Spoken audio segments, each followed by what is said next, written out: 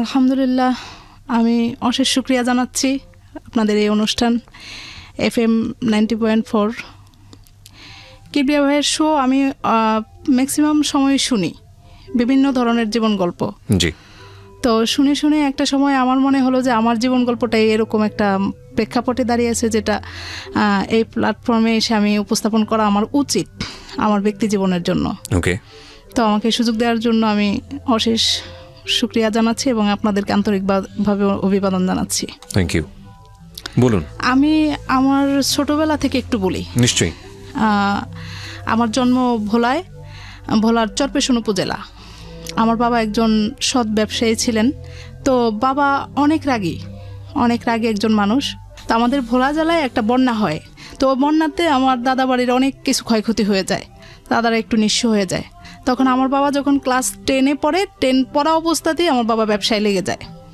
তখন আমার নানা ছিলেন প্রতাপশালী, মানে ব্যবসায়িক দিক থেকেও ভালো, দাপটের দিক থেকেও খুব একটা ভালো পরিবারের লোক সে। তো আমার নানা বড় ব্যবসায়ী ছিলেন। সেই সুবাদে আমার বাবা আমার নানার কাছে ব্যবসায়িক কাজকর্মের জন্য আসতেন। নানার বড় ব্যবসা ছিল, ওইখান থেকে মাল নিয়ে আমার বাবা ছোটোখাটো একটা ব্যবসা করতেন আর কি। তো এরকম করে করে আমার মা যখন ক্লাস 6-এ পড়ে, আমার মা খুব সুন্দরী, আমার মা খালারা খুবই সুন্দরী। তা আমার বাবা দেখে পছন্দ করলো। তো করার পরে আমার নানাকে তার বন্ধু বান্ধব দিয়ে জানানো হয়েছে যে এরকম আমি তাকে বিয়ে করতে চাই। তো যাই হোক, নানা রাজি হলো। তো অনেক কষ্ট পরিশ্রমের মধ্যে দিয়ে তাদের এই সংসার জীবন শুরু। তখন আমার বাবা ছোট একটা ব্যবসা দিলেন। আচ্ছা। দিয়ে খুব কষ্টের মধ্যে তাদের সংসার। আমি আমার মার কাছে গল্প শুনছি যে আমার বাবা বিয়ের পরে 100 টাকা একটা রুম ভাড়া করে থাকতেন। 100 টাকা রুম ভাড়া করে থাকতেন, কিন্তু তাদের এতই আন্তরিকতা ভালোবাসা ছিল যে এটাকে কিছুই মনে হতো না। একটা পর্যায়ে আমার বাবা ধাপে ধাপে ব্যবসার দিক থেকে খুবই অগ্রসর হতে থাকলেন। মানে আমি জন্মের পরে নাকি খুব সুন্দর হয়েছি। আপনি বাবা আমার প্রথম সন্তান ছিলেন? আমি বাবা আমার প্রথম সন্তান। ওকে। তো আল্লাহর রহমতে সে একটা সময়ে আমাদের ভোলা চরপেশন উপজেলা, সেখানে আমার বাবা একজন সৎ ব্যবসায়ী এবং খুব নাম করা হয়ে গেল। কিসের ব্যবসা করতেন উনি? কসমেটিক্সের ব্যবসা ছিল। খুব ভালো অবস্থা। আস্তে আস্তে ধাপে ধাপে, আমার জন্মের সময় কোনো বাড়িঘর ছিল না আমাদের। তো তার পরবর্তীতে আমাদের ইনশাল্লাহ বাবা বাড়ি করলেন, ব্যবসা। এরই মধ্যে কিন্তু আমার বাবা খুব রাগী। আমার বাবা এতটাই রাগী ছিল যে আমরা সামনে গিয়ে কথা বলতে পারতাম না। আমরা 3 ভাই বোন, আমি বড়, আমার ছোট 2 ভাই। তো সেদিক থেকে আমার বাবা একটা জিনিস ভালো ছিল না, সেটা হলো বাবার ব্যবসার দিকেই বেশি খেয়াল ছিল। আমার ভাই 2টা বড় হওয়ার পরেই সে শুধু ব্যবসার দিকেই নেবে, পড়াশোনা করাবে না, এরকম একটা অবস্থা। মেয়ে বড় হয়েছে, বিয়ে দিতে হবে। তো এরকম করে যাই হোক, আমি যখন ক্লাস 8-এ পড়ি, আমি এখানে একটা ঘটনা বলি যেটা কেউই জানে না, আজও পর্যন্ত শেয়ার করা হয়নি। হঠাৎ করে একদিন আমার বড় মামাকে পাঠানো হয়েছে আমাকে নিয়ে যাওয়ার জন্য। তো আমাকে নিয়ে গিয়ে দেখলাম যে মোটামুটি বাড়িতে বিয়ের আয়োজন চলছে। পরে রাতের বেলা দেখলাম যে রাত 11টার দিকে সত্যি সত্যি ছেলে দেখতে আসছে। এই ছেলেটা হলো আমার নানার খুব প্রিয় মানুষ, আমার নানা ভাইকে একদম পাগল করে ফেলছে। তো যাই হোক, দেখতে আসছে, মামারা কেউ রাজি ছিল না। তো এখন রাতে যখন আসছে ভালো কথা, বিয়ে হবে যদি সেভাবে পছন্দ হয়। তো ছেলেটা আপনার মাদ্রাসার দিক থেকেও সে পড়াশোনা কমপ্লিট করছে, আবার ওই যে জেনারেল লাইনে যেটা করে ওইটাও কমপ্লিট করছে। সে একটা স্কুল এস্টাবলিশ করতেছে তখন। তো আসছে আমাদের বাসায়, পাঞ্জাবি পায়জামা পরে আসছে, রাতের বেলা সানগ্লাস চোখে দিয়ে আসছে। ওকে। তো এটা আসার কারণে আমার মামারা মাইন্ড করছে যে এটা কিরকম হলো, রাতের বেলা কেন সানগ্লাস দিয়ে আসলো। তো সর্বশেষ যাই হোক, ফাইনাল রাতের বেলায় তারা আমাকে এঙ্গেজমেন্ট করবে, আমাকে এঙ্গেজমেন্টের জন্য নিয়ে যাওয়া হলো। তো আমার আজও মনে আছে যে লোকটা আমার নানা ভাইকে বলছে যে নানা ভাই, আমার জীবনে একটা স্বপ্ন ছিল যে আমি আমার বিয়ের জন্য জীবনে একটা মেয়েকেই দেখব আর তাকেই আমি বিয়ে করব। কিন্তু আল্লাহর অশেষ রহমত যে আমি একজনকেই দেখলাম, একজনকেই বিয়ের আমার পছন্দ হয়ে গেল। ওকে। তো যদিও ও ছোট, তারপরে যদি পড়াশোনা যতটুকু করতে চায় আমি ওকে ততটুকু পড়াশোনা করাবো, এতটুকু আমি আপনাকে আশ্বস্ত করলাম, আর ওকে আমি ভালো রাখবো সবসময়। ওকে। তো যাই হোক, দেখে আমাকে একটা আংটি পরানো হলো। তো পরে যাই হোক, বাবাও সেভাবে রাজি ছিল না, এখন নানা ভাইয়ের উপরে কথা বলতে পারতেছে না। পরে মামারা দেখি যে একটু কিরকম বলতেছে, এই কি এরকম ছেলে এরকম সেই। পরে সকালে উঠে আমি রাজি না, আমি আমার বাবাকে একটা চিঠি লিখলাম, বললাম যে বাবা আমি পড়াশোনা করতে চাই। চিঠি লিখলেন মানেটা হচ্ছে বাবাকে সরাসরি বলতে পারবেন? না পারবো না, বাবা খুব রাগী, আমি সামনে গিয়ে চোখের দিকে তাকিয়ে কথাই বলতে পারবো না। ওকে। তো লিখলাম যে বাবা আমি পড়াশোনা করতে চাই আব্বু, আমি খারাপ কিছু করব না বা এমন কিছু হবে না যেটাতে আপনার কোনো মান সম্মান নষ্ট হয়, কিন্তু আপনি আমাকে এই বিয়েটা দিবেন না। তো এটা বলার পরে আব্বু যখন চিঠিটা পড়লো তখন বললো যে হ্যাঁ আমার একটাই মেয়ে, ঠিক আছে। আমার আম্মাকে নিয়ে একটু ঝামেলা করলো যে তোমার বাবার কারণে এরকম না, আমি মেয়েকে বিয়ে দিব না। তো যাই হোক ওইখানে আব্বু স্টপ করে দিল, বললো যে আংটিটা ফেরানো হোক, এখানে আর দরকার নেই। পরে কিবরিয়া ভাই যেটা হলো, ছেলেটা এতটাই পাগল ছিল যে 2টা বছর সেই ঘুরতেই থাকলো। এরকমও দেখা গেছে যে বাড়ির দরজায় এসে দাঁড়িয়ে থাকতো, 2 দিন পর পরে নানা ভাইকে পাঠাতো আমাদের বাসায়, বলতো যে গিয়ে দেখেন একটু ম্যানেজ হয়েছে কিনা। পরে আমি ইন্টারমিডিয়েট পরীক্ষার 7-8 দিন আগে আমার বিয়ের কথাবার্তা চলছে, পরে 7 দিনের মধ্যেই আমার বিয়ের অ্যারেঞ্জ হয়ে গেল। তা আব্বু এই বিয়েটাতে তত বেশি একটা রাজি ছিল না। ছেলেটা কি করতো বা কি অবস্থা কিছু জানতেন? ছেলেটা তখন ঢাকায়, আমার বাবা জানলো যে ঢাকায় বড় চাকরি করে সে তখনকার সময় 30,000 টাকা বেতন পায়, এরকম কথা শুনছে। এবং ছেলের ঢাকায় জায়গা আছে কিন্তু এখনো বাড়ি করতে পারেনি।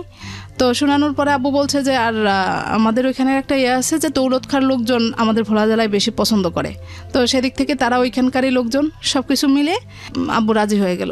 তা আব্বু জানে আমি একটু ভীতু মানুষ, তখন বলছে যে না, অনেক জোরজার করেই আমার শ্বশুরবাড়ির পক্ষ থেকে অনেক জোরজার করেই আর কি আব্বুকে ম্যানেজ করা হয়েছে। আব্বু বলছে যে আমার মেয়ে তো এরকম গ্রামে থাকতে পারবে না, এরকম কারেন্ট নেই, বাড়ির দরজাটাও ভালো ছিল না। পরে বলে যে না, আমার ছেলের বউ গ্রামে থাকবে না, ছেলেকে বিয়ে করাবো তার সাথে থাকার জন্য। আমার ছেলে ঢাকায় থাকতে একা রান্নাবান্না নিজে করে, সেই বউ তার সাথে থাকবে। তখন আমার আব্বু চিন্তা করলো যে যেহেতু মেয়েকে ঢাকায় নিয়ে যাবে অসুবিধা নেই। তো সব কিছু ঠিকঠাক হলো। আমি মিথ্যে বলবো না, আমার আব্বু আমাকে ডেকে জিজ্ঞেস করছে যে তুমি কি বলো। আমি বলছি আব্বু আপনি যেটা ভালো মনে করেন আমি সেটাই ভালো মনে করি, আমি কি বলবো। পরে যাক বিয়ে হলো।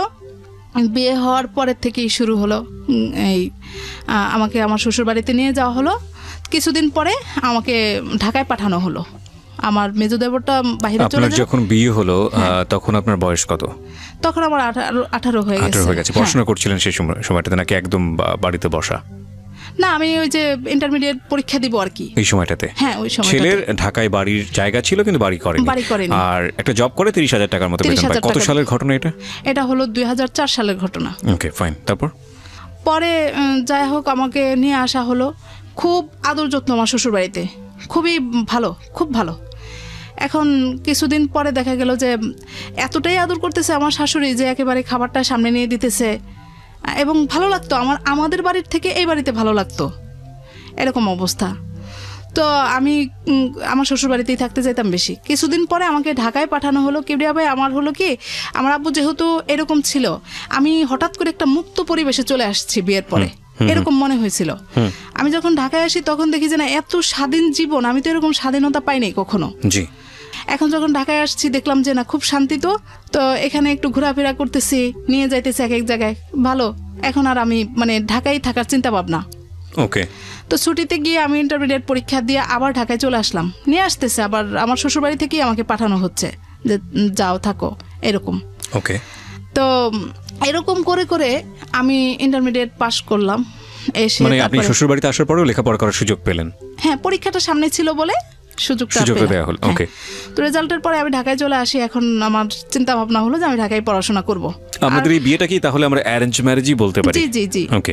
আমি বিয়ের আগে আমার হাজবেন্ডকে দেখিনি, আর সেও আমাকে দেখেনি। আচ্ছা। একদম সম্পূর্ণ গার্ডিয়ানরা যেভাবে বলা হয়েছে, সেও, আমি না শুধু, সেও ওইভাবেই আমাকে দেখেনি। ও তখন একটা ব্যাচেলর রুমে থাকতো। প্রথমবার এসে দেখলাম, 16-17 দিন ছিলাম। তারপরে আমি বাড়িতে গিয়ে বললাম যে এভাবে তো থাকা যায় না, তো একটা বাসা নেওয়ার জন্য। বাসা নিল। বাসাটা আপনার ওয়াশরুম বাহিরে ছিল, রান্নাঘরটা বাহিরে ছিল। তারপরও কেন জানি মনে হতো যে এটাই মনে হয় অনেক শান্তি, এরকম একটা অবস্থা। তো এখানে এসে ও খুব ইন্টারেস্ট ছিল তখন আমাকে পড়াশোনা করাবে। কলেজে ভর্তি করালো, সব কিছুই ঠিকঠাক চলছে। এরকম করতে করতে হঠাৎ করে 1 বছর শেষে আমি অসুস্থ হয়ে যাই। আমার পেটে টিউমার ধরা পড়লো। শেষ পর্যন্ত আমাকে অপারেশন করানো লাগলো। তো এই অপারেশনটাকে কেন্দ্র করে, আসলে আমার পেটে টিউমার ছিল, কিন্তু আমার শ্বশুরবাড়িতে অন্যরকম একটা চিন্তা ভাবনা করছে যে অপারেশন হয়েছে আর বাচ্চা কাচ্চা হবে না, এরকম ঝামেলা হবে। তো তখন থেকেই তারা মূলত তাদের ছেলেকে কিভাবে কি করবে, আরেকটা বিয়ে দিতে হবে কিনা, বা আমাকে ঘটনার পর থেকেই অল্টারনেটিভ একটা চিন্তা ভাবনা শুরু হয়ে গেছে। আচ্ছা, এটা একদম প্রমাণিত কথা। আমার শ্বশুর বাড়িতে বেশ কিছু কথাবার্তা হচ্ছে, ননদরা এসে ঘরে কান্নাকাটি করতেছে, বলে যে অমুক বাড়িতে গেলাম, আলাপ আলোচনা করলো যে তোমাদের বউর তো আর বাচ্চা কাচ্চা হবে না, এরকম। তো শুনে শুনে খুবই মন খারাপ, কিন্তু আমার শারীরিক অবস্থা এত খারাপ হয়ে গেছে যে ডাক্তার বলছে যে আপনারা 1.5-2 বছরের মধ্যে কোনো বাচ্চা কাচ্চা নেওয়ার চিন্তাই করবেন না, এরকম অবস্থা। তো যাই হোক, শুনে শুনে মন এত খারাপ, আমার আব্বু আম্মু চিন্তায় পড়ে গেল যে সত্যিই তো না জানি কি, মানে তাদেরকে বোঝাতেই পারলাম না যে না আমার ওই রকম কোনো সমস্যা হয়নি। গ্রামে তো তারা আসলে তাদের দোষও দিচ্ছি না, ওইভাবে চিন্তা করে নিছে। আপনার হাজবেন্ড কি জানতো ওই সময়টাতে? না, হাজবেন্ড জানতো, ও জানতো। আচ্ছা, উনি কি কথাগুলো কানে তুলতেছিল? ও বলতো যে শুনো, তারা বলবেই, আচ্ছা বলবেই, থাক, অসুবিধা না, আমি তো জানি বিষয়টা। পরে আমি নিজের থেকেই মানে খুব বেশি আগ্রহী হয়ে গেলাম যে না, এখন আমার বাচ্চা দরকার। আমি এরই মধ্যে আবার একটা স্কুলে জব নিলাম। মানে আগ্রহী হয়ে গেলেন বেবি নেওয়ার জন্য। এটা কি ইনসিকিউরিটি থেকে এক ধরনের অনিশ্চয়তা, সংসারটা থাকবে কি থাকবে না, যারা এই ধরনের কথা বলতেছে? এটাও ছিল, ইনসিকিউরিটি ছিল। কারণ হলো যে আমার শ্বশুর বাড়িতে গেলে শাশুড়ি খুব কান্নাকাটি করতেন যে বাচ্চা হবে না, বাচ্চা হবে না, ননদরা মুখ কালো করে থাকতে। তো এরকম দেখে দেখে আমার খুব আগ্রহী। আর কি ভাই, আমি আপনাকে একটা কথা বলি, আমার না এই ঢাকায় আসার পরে যখন দেখতাম যে মেয়েদেরকে নিয়ে মায়েরা দৌড়াচ্ছে ভিগার নেচার জন্য, তখন লিখিত পরীক্ষা ছিল, তো দৌড়াইতেছে, কোচিং করাইতেছে, গাইড করতেছে খুব, মানে তখনই আমার স্বপ্ন দেখা শুরু হলো যে মায়েরা তো প্রথমে একটা ছেলে সন্তানই চায়, যে একটা ছেলে হোক। কেন জানি না, আমি মেয়ে সন্তান চাইতাম মনে মনে। আমার একটা মেয়ে সন্তান। না, সাধারণত মায়েরা এটা চায়, কিন্তু আমি অনেক মাকে দেখেছি মেয়ে সন্তানই চায়। আমার জানা মতে ছেলে সন্তান চায়, এটা বেশি আমাদের দেশের প্রেক্ষাপটে বেশি। হ্যাঁ, তো এখন আমি মনে মনে শুধু, যদিও আমি জানি যে আমার শ্বশুর পরিবারে ছেলে সন্তানের গুরুত্বটা অত্যাধিক, তারপরেও আমি মেয়ে সন্তান চাইতাম। তো যাই হোক, আমি একদিকে পড়াশোনা করতেছি, একদিকে আমি জব করতেছি, মনে হইতেছে যে শান্তি কোনো শেষ নেই, এরকম অবস্থা। তো শেষ পর্যন্ত দুজনের চিন্তা ভাবনার মধ্য দিয়ে বাচ্চা নেওয়ার একটা চিন্তা করলাম।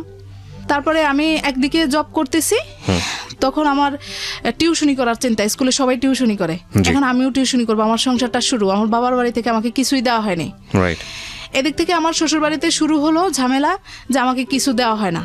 আর এখানে আমার আব্বুর একটা বড় গাফলতি আছে, যেটা হলো যে আমার বিয়ের সময় সবাই গেছে আমার বাবার বাড়িতে, আমাকে নিয়ে আসছে, কিন্তু আমার শ্বশুর যায়নি। আমাদের ওইখানের একটা কালচার আছে যে শ্বশুরকে পরে, বিয়াইকে পরে খুব আপ্যায়ন করে নিতে হয়, কিন্তু আমার বাবা এটা করেনি। আচ্ছা, এটা না করার কারণে পরবর্তীতে বাবা এটাকে কোনো গুরুত্বই দিল না। আমি ঢাকায় চলে আসলাম, আর এটা গুরুত্বই দিল না। এখন এটা নিয়ে খুব ঝামেলা শুরু হচ্ছে। আমি এবার বাড়িতে গিয়ে খুব কান্নাকাটি, বাবার সামনে তো কিছু বলার সাহসই নেই, আম্মার সাথে কান্নাকাটি করতেছি যে এটা নিয়ে কথা হচ্ছে, ঠিকই তো, আমার শ্বশুরকে তো ডাকা উচিত, এ করা উচিত, আপ্যায়ন করা উচিত। তখন বাবা পরবর্তীতে 2-3 বার আমার শ্বশুরকে দাওয়াত করলো, কিন্তু আমার শ্বশুর সেটা গ্রহণ করে নাই। কিন্তু এটা তারা মানে কোনোদিনও স্বীকার করে না যে আমার বাবা এটা করছে। দেখে দেখে বাবা বলল যে আমার মেয়ে থাকে ঢাকায়, আমি আমার বিয়াই আমার সাথে, আমার বাবা একটু এক ঘরে মানুষ, যাই হোক, ওইভাবে চিন্তা করে নিচ্ছে। কিন্তু এই জিনিসটাই পরবর্তীতে অনেক পরে আমি টিউশনি করতে লাগলাম, তারপরে স্কুলে চাকরি করতে লাগলাম, নিজের পড়াশোনা সবকিছু একই সাথে, এত ভালো লাগতো। তো আমার মেয়েটা হওয়ার 7-8 দিন আগে আমি স্কুল থেকে ছুটি নিলাম। নেওয়ার পরে ওকে ডেট দিল, হলো ডেটের 18 দিন আগে আমার বাচ্চাটা হবে। আমি তো তা জানতাম না, আমি এতটাই অজ্ঞ ছিলাম, আমি ভাবতাম যে মানে ডাক্তার যেদিন বলছে সেদিনই বাচ্চা জন্মগ্রহণ করবে, আচ্ছা, এরকম জানতাম। তো যেদিন জন্ম হবে সেদিন আমি সকালবেলা, আমার খারাপ লাগতেছিল, আমি বললাম যে তুমি অফিসে যাওয়ার সময় আমাকে একটু নিয়ে যাও, আমি স্কুলে যাব। বলে যে না, যাওয়ার দরকার নেই। এরই মধ্যে আমি একদিনও, মানে এই যে আমার অসুস্থ অবস্থায় আমার বাবার বাড়ির লোকজনও বলতে পারবে না আমি কিরকম অবস্থায় আছি, বা শ্বশুর বাড়ির লোকজনও বলতে পারবে না, আমাকে দেখে নাই, কিন্তু এমনি খোঁজ খবর হচ্ছে, জানানো হচ্ছে প্রতিনিয়ত। পরে গেলাম, স্কুলে গেলাম, দুপুর পর্যন্ত কাজ করলাম, করে বাসায় গেলাম। এখন দেখি যে না, আমার শরীরটা খুব খারাপ হচ্ছে। পাশের বাসার ভাবিকে গিয়ে বললাম, ভাবি আমার তো এরকম সিমটম দেখা দিচ্ছে, কি করব? বলে যে হাসপাতাল চলে যান। বলার পরে বলে যে তুমি না 3-4 দিন আগে ডাক্তার দেখে আসছো? আমি বলে যে না, ওই বাসার ভাবি বলছে আমাকে ডাক্তারের কাছে যেতে হবে। পরে বললো যে তাহলে আমি একটা সিএনজি ডাকি। আমি বলে যে না, সিএনজি না, রিক্সায় যাব। আচ্ছা, রিক্সায় যাব, মানে কথা বলতে বলতে যাব, এরকম একটা অবস্থা।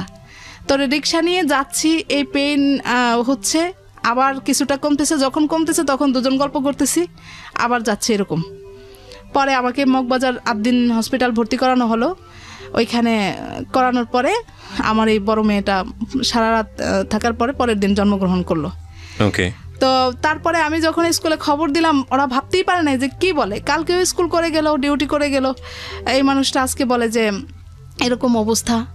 পরে জন্মগ্রহণ হলো, ঠিক আছে, সব কিছুই ওকে হলো, নর্মালি বাচ্চা জন্ম নিল, কিন্তু বাচ্চাটা খুব অসুস্থ ছিল। আচ্ছা। ওয়েট কম ছিল, দেখতে ভালো ছিল না, একদম কুচড়ে ছিল, কিরকম একটা বাচ্চা। তখন মন খারাপ হয়েছে যে আসলে যে আমি এতটা পরিশ্রম করছি, যার কারণেই হয়তো যে আমার কলিগরা বলতো, হ্যাঁ এখন মনে হয় যে এতটা কলিগরা বলতেন যে এত কষ্ট করতে হয় না এই সময়। তো আমি দেখলাম যে আমার শরীরে তো ভালোই সামর্থ্য আছে, আমি করবো না কেন, ঘরে বসে থাকবো কেন। তো কিবরিয়া ভাই আমার একে নিয়ে খুব ঝামেলা পোহাইতে হলো। নাম কি হলো মেয়েটার? যেটা একটু হাবিবা রহমান ওহি। ওহি, হ্যাঁ। তো ওকে নিয়ে আমার খুব ঝামেলা, সুস্থ ছিল না, খুব খারাপ অবস্থা। পরে হওয়ার পরে আমাদের বাড়ি থেকে আম্মা আসলো, মামিরা সবাই আসলো, আমার শ্বশুরও আসছেন। এসে খুব প্রথম আপনি বেশ সবাই খুব খুশি। জি। পরে আমাকে 18 দিন পরে, ওর 18 দিন বয়সে আমি আমার বাবার বাড়িতে যাই। প্রথমে শ্বশুর বাড়িতে যাই, সেখান থেকে কিছুদিন থেকে আমার বাবার বাড়িতে যাই। আচ্ছা। তো এখন বাচ্চাটা অসুস্থ জন্য আমাকে আমার আম্মা ঢাকায় আসতে দিল না। তো 3.5 মাস বয়সে আমি আবার ঢাকায় চলে আসি। তখন বাচ্চাটা একটু ফুরফুরে হয়েছে, বাবা মার কাছে ছিলাম, খুব যত্ন আদি ভালো, একটু মোটামুটি, কিন্তু অসুখ তার লেগেই থাকে একটার পর একটা, একটার পর একটা। জি। তো এরই মধ্যে আমি যখন ঢাকায় চলে আসি, এখন আবার আমাকে স্কুল থেকে, আমি কিবরিয়া ভাই মানে ভালোই টিচিং দিতে পারতাম আর কি, যার কারণে তারা খোঁজ খবর নিচ্ছে। আর পরে গেলাম ওকে নিয়ে, এখন বলে যে না আপনি আবার স্কুলে জয়েন করেন। তা আমি বললাম যে না এত ছোট বাচ্চা নিয়ে কীভাবে কি, বলে যে না এখানে খালারা আছে, ওকে দেখবে, আপনি আপনার কাজ করতে থাকেন, আপনাকে অনেক সুযোগ সুবিধা দেওয়া হবে, 11টা পর্যন্ত আপনি থাকবেন, এরকম। তো এরকম হয়েছে, আমার সংসারের দিক থেকেও আমার দরকার। আমি এখানে একটু বলে রাখি কিবরিয়া ভাই, কোনোদিনই আমি সংসারে এসে আমার সংসারটাকে ওইভাবে একদম ফুলফিল পাই নাই যে না মাস শেষে ঘর ভাড়াটা দিতে গেলে আমার কোনো কষ্ট হবে না। তো এখন দেখলাম যে না আমার সংসারে তো আমি কিছু না করা ছাড়া তো আমি নিশ্চিন্তে থাকতে পারবো না। তো আমি এই 3.5 মাসের বাচ্চাকে নিয়ে স্কুলে যাচ্ছি, এদিক দিয়ে আমার মন খারাপ। আমার দেবর ছিল আমার কাছে, আমার দেবর আমার বড় ভাইকে রেখে বলতেছে যে ইস ভাই খুবই কষ্ট পেলাম, আমার ভাইয়ের যদি প্রথম বয়সে একটা ছেলে হতো, তাও আবার মেয়ে, আমার ভাইয়ের এমনি অবস্থা ভালো না, তারপর যদি একটা ছেলে হতো তাও আমরা একটু নিশ্চিত থাকতাম। মেয়ে সন্তান হলো, এই এখান থেকে শুরু হলো, মেয়ে সন্তান মেয়ে সন্তান। তাদের ছেলের জীবনে প্রথম একটা ছেলে হলো না, ভাইয়ের জীবনে প্রথম একটা ছেলে হলো না। এটা কে বলতো? পরিবারের সদস্যরা? পরিবারের, আমার শ্বশুরের সদস্য। দূরে থাকতো ওরা, এই ধরনের কথা বললেই কি বা যায় আসে? আমার দেবর থাকতো আমার কাছে তখন। দেবর আপনার সঙ্গে থাকতো? ওকে। তো অনুভূতিটা তো প্রকাশ হতো, এটাই হলো কথা, ফোনে বা বিভিন্ন ভাবে এরকম। আমি বাড়ি যেতাম তখন, বাড়ি গেলেই দেখা যেত যে আমার শাশুড়ি কান্নাকাটি করতেছে যে এই আমার ছেলের জীবনে প্রথম একটা ছেলে হলো না, মেয়ে হলো, এরকম। আচ্ছা। তো পরে যাই হোক, এখন আমি এই বাচ্চাটাকে 3.5 মাসের নিয়ে আমি স্কুলে খালাদের কাছে দেই, খালারা 2টা বেঞ্চ একসাথে করে কাঁথা টাথা বিছাই দিয়ে ওকে শোয়াই দেয়, আমি এদিকে ক্লাস করি, করে টোরে পরে বাকি কিছু খাতাপত্র থাকে এগুলা নিয়ে আমি ওকে রিক্সায় করে নিয়ে তারপরে বাসায় চলে যাই। ও রাতে যখন ওকে ঘুম পাড়াই, ঘুম পাড়ানোর পরে আমি স্কুলের কাজগুলা করি, করে পরের দিন সকালে আবার ওকে নিয়ে আমি স্কুলে আসি। এরকম করে করে আমার চলতে থাকে। তো চলতে থাকার পরে এরই মধ্যে ওর অবস্থাটা ভালো না, এখানে ইনকাম হচ্ছে না। এই তো আমার ছোট খালা থাকে ঢাকায়, উনি আমাকে একটা অফার করলো যে তোমার খালু তো বাহিরে লোক পাঠায়, তো ওকে পাঠাবে কিনা, জাপানের কথা বলছিল তখন। আমি আসলে কিবরিয়া ভাই এখন যতটা বুঝি তখন বুঝতাম না, ভাবতাম যে যা বলে ওইটাই মনে হয় সঠিক। আর এদিকে আরেকটু বলি, আমাকে বিয়ের সময় বেশ গহনাগাটি দেওয়া হয়। ওই যে আমার মেজুদাবর সৌদিতে ছিল, আপনার গলার হার, হাতের চুড়ি টুড়ি বালাটালা এগুলা দেওয়া হয়। তো দেওয়া হলে পরে আমি আমার চিন্তা করলাম যে আমার অবস্থা তো খুব খারাপ, ঢাকায় থাকতে হলে আমাকে লাগবে। আমার আব্বুকে জানালাম, আব্বু বলছে যে ঠিক আছে, টাকা পয়সা লাগলে আমি দিব, দেখো জাপান যাওয়ার কোনো ব্যবস্থা করতে পারে কিনা। তা বললো যে, আমি জিজ্ঞেস করলাম এখন আপনাদের কি লাগবে, বলে যে 1 লাখ টাকা লাগবে। তা আমি আমার আব্বুর কাছ থেকে ওই 1 লাখ টাকা এনে তাদেরকে দেই। আচ্ছা। দেওয়ার পরে আমি জানি যে আমার হাজবেন্ড এই লাইনেই আছে, সে তো বুঝবে অন্তত। তাকে জিজ্ঞেস করলাম, সেও বলে যে না ঠিক আছে, হবে হয়তো। দিয়ে রাখলাম। কিবরিয়া ভাই এখানে আমি প্রথম যে আমার ঢাকার শহরের যে কিছু জিনিস বুঝে আমি এখান থেকে শুরু করি। পাসপোর্টটা নিয়ে ফেলানোই ছিল, কোনো প্রসেস করার জন্য দেওয়া হয়নি। আমি তো আশায় থাকতেছি। এখন আমার হাজবেন্ড বলতেছে যে আমি তো বাহিরে গেলে দেখা গেছে যে 5-6 বছর একটা না থাকা লাগবে, জি আমাদের আরেকটা সন্তান নেওয়া উচিত, পরপর হয়ে গেলে আমাদের পরবর্তীতে আর ঝামেলা হবে না। এটা কে বলছে? আমার হাজবেন্ড বলতেছে। আমার হাজবেন্ড বলছে, ওকে। তা আমিও চিন্তা করে দেখলাম যে না ঠিকই তো, ও যখন থাকবে না তখন আমি কি করব, আমার এই ফাঁকে আমি বাচ্চা যদি আরেকটা সন্তান আল্লাহ পাক দেয় তাহলে আমি দুজনকে একসাথে বড় করে ফেলি। ওকে। তো দুজনের চিন্তাধারার মধ্য দিয়ে আমি আবার বাচ্চা নেওয়ার চিন্তা করলাম। আমার বড় মেয়ের যখন 1 বছর বয়স তখন আমি আবার কনসেপ্ট করি। তো ভালো কাটতেছে। আমি তো জানি যে ওদিক থেকে খোঁজখবর নিচ্ছি প্রতিনিয়ত, বলে যে হ্যাঁ অমুক প্রসেস হচ্ছে, তোমরা টাকা পয়সা গুছাও, এই করো সেই করো। তো আমাকে যে গহনাগুলো দেওয়া হলো, এখানে বড় 2টা গহনা ছিল, একটা গলার হার আর হাতের 2টা বালা। আচ্ছা। কোনো না কোনোভাবে প্রসেস করে আমার ননদরা ওই চুড়ি 2টা নিয়ে গেল। জি। নিয়ে গেল, আমার কাছে বালাটা থাকলো আর টুকটাক জিনিসপত্রগুলো থাকলো। ওকে। তো এখন আমার মূল টাকা নাই, কোনো গচ্ছিত টাকা পয়সা নাই, আমি আমার আব্বুর থেকে নিয়ে আসবো, আর আমার এই গহনাটুকুই আছে। ওকে। এই গহনাটুকু আমি আমার ছোট খালার কাছে রাখলাম, বললাম যে যখন প্রসেস হয় তখন আপনারা এইভাবে আপনারা এটা বিক্রি টিক্রি করে দিয়ে তারপরে যতটুকু দেখেন কতটুকু হয়। আচ্ছা।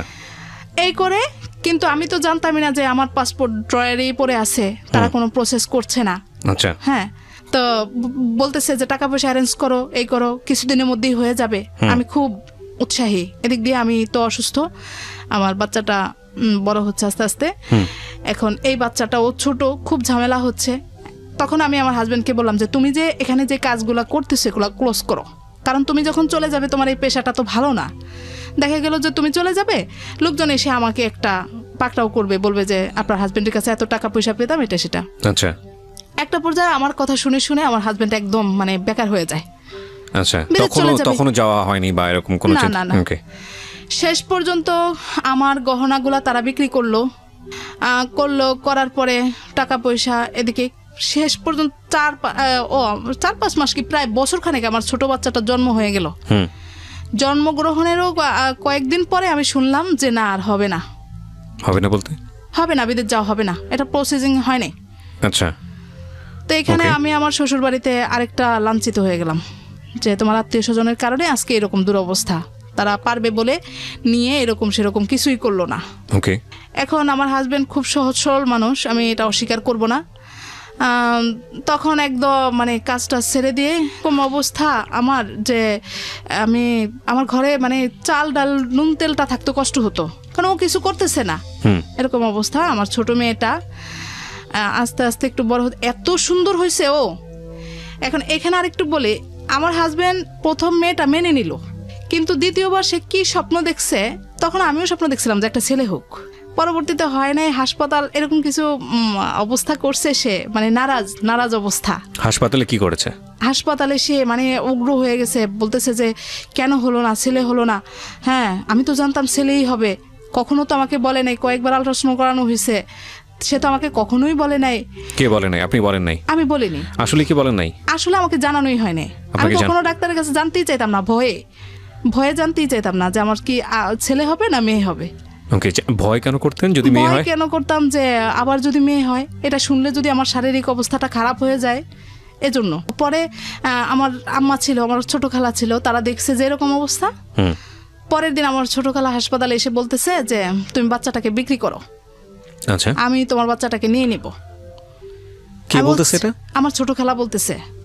আপনাকে? হ্যাঁ, আমাকে বলতেছে। আমি তখন বেডে শোয়া, পরের দিন এত সুন্দর হয়েছে ও। তো আপনাদের পারিবারিক আচরণ দেখে সেই প্রস্তাবটা দিয়েছে? এই প্রস্তাবটা দিয়েছে। আমি বললাম যে কেন? বলে যে তোমারও মন খারাপ, আর ওর বাবাকে যেরকম দেখলাম মনে হয় না সে মেয়ে দেখে খুশি। আসলে মেয়েরাই যে ভালো, আর আমাদের পরিবারে মেয়ে কম বলে আমাদের পরিবারে খুব চাহিদা মেয়ের। জি। আমাদের পরিবারের সবাই খুব খুশি যে আমার পরপর 2টাই মেয়ে। এখন বলছে যে তোমার মেয়েটা এত সুন্দর হয়েছে, ওকে আমি নিয়ে নিব, তোমাকে আমি 3 লাখ টাকা দিয়ে দেই, তুমি মেয়েকে আমাকে দিয়ে দাও। তুমি একটু সুস্থ হলে তাকে জিজ্ঞেস করো সে কি মেয়ে দেখে কি খুব বেশি নারাজ, যদি হয়ে থাকে আমি ওকে কিনে নিব, ওকে আমি মানুষ করব। তো সত্যি সত্যি আমারও মনের মধ্যে খুব ছিল। আমি আমাকে বুঝিয়ে বললো যে না, আসলে আমার খুব আশা ছিল, একটা ছেলে দরকার, একটা ছেলে হলে তো আমাদের আর চিন্তা ভাবনা থাকতো না। যাই হোক, এগুলা মনে কোনো কষ্ট নিও না, আল্লাহ যা দিছে তা নিয়ে আমরা থাকবো। পরবর্তীতে আমি এখান থেকে সান্ত্বনা যে না, আমাকে আমার হাজবেন্ড বুঝিয়ে বলছে, বাস এটুকুই। কিন্তু আমি যতবারই আমার মেয়েদেরকে নিয়ে বাড়িতে যেতাম, আমার শাশুড়ি ততবারই কান্নাকাটি করতেন। পরপর 2টা মেয়ে, প্রথমবার তো ছিলই, এখন আরো বেশি। আমার ছোট ননদ বলতো যে মেয়ে বাচ্চা আমার একদমই পছন্দ না। এই দিকগুলো দেখে দেখে আমারও নিজেরও এখন কেন জানি মেয়েদের প্রতি একটা এক ধরনের প্রতিবাদ করতেন না যে না কিছুই করতাম না, কিছু বলতেন না। এখন আমার মন থেকে কেন জানি একটা আমারও অনীহা চলে আসছে ওই সময়টাতে যে না, মেয়ে বাচ্চা যে আসলে ছেলে দরকার। তারপরে যাই হোক, আমি ঢাকায় আসলে মোটামুটি আবার ঠিক হয়ে যাই। আচ্ছা, বাড়িতে গেলেই সমস্যাগুলো হয়, কিন্তু ঢাকায় আসলে ঠিক হয়ে যায়। এরই মধ্যে যখন আমার হাজবেন্ড পুরোপুরি একদম বেকারের মতো অবস্থা, হালকা পাতলা কিছু করে, তখন আস্তে আস্তে প্রকাশ পেতে শুরু করলো। আমরা একটা বড় বাসা নিলাম, মানে 2 বাচ্চা হয়ে গেছে, এখন একটু বড় ফ্ল্যাট নিলাম, আগে ছোট বাসায় ছিলাম। তো আমাকে একটা জিনিস একটু বলেন, মানে আমার মাথায় আসছে না, যেহেতু আপনার হাজবেন্ডের কোনো ইনকাম নাই, আপনাদেরও 2 বাচ্চা হয়ে গেছে, খুব স্বভাবতই একটু বড় বাসা দরকার। কিন্তু যখন একটা বড় বাসায় যাচ্ছেন, তখন একটু চিন্তা ভাবনা করার দরকার না যে পয়সাটা কোত্থেকে আসবে? জি, আমার ছোট ভাইটা তখন আমার সাথে ছিল। তখন ভাইকে বলছি, ভাই তুই আমার সাথে ছিল বলতে অন্য জায়গায় থাকতো। ভাইকে বলছি, ভাই তুই আমার সাথে থাক, আমার সাথে থেকে আমাকে কিছু দে। এখানে থাকলে হয় কি, বাসাটা একটু বড় হলো, ভাই তো আর সবসময় থাকবে না সারাদিন, এরকম একটা চিন্তা ভাবনা। আর আমি টিউশনি বাড়িয়ে দিলাম, স্কুল করতে লাগলাম। আচ্ছা, এরকম অবস্থা। আর ওকে বললাম যে তুমি টুকটাক কিছু করো। আচ্ছা, তো খুব কষ্টের মধ্যে বাসা ভাড়াটাই দেই, কিন্তু খাওয়া দাওয়া খুবই কষ্ট, এরকম করে দিন যেতেছে। এখন এই থেকেই আমাদের সংসারে অশান্তি শুরু।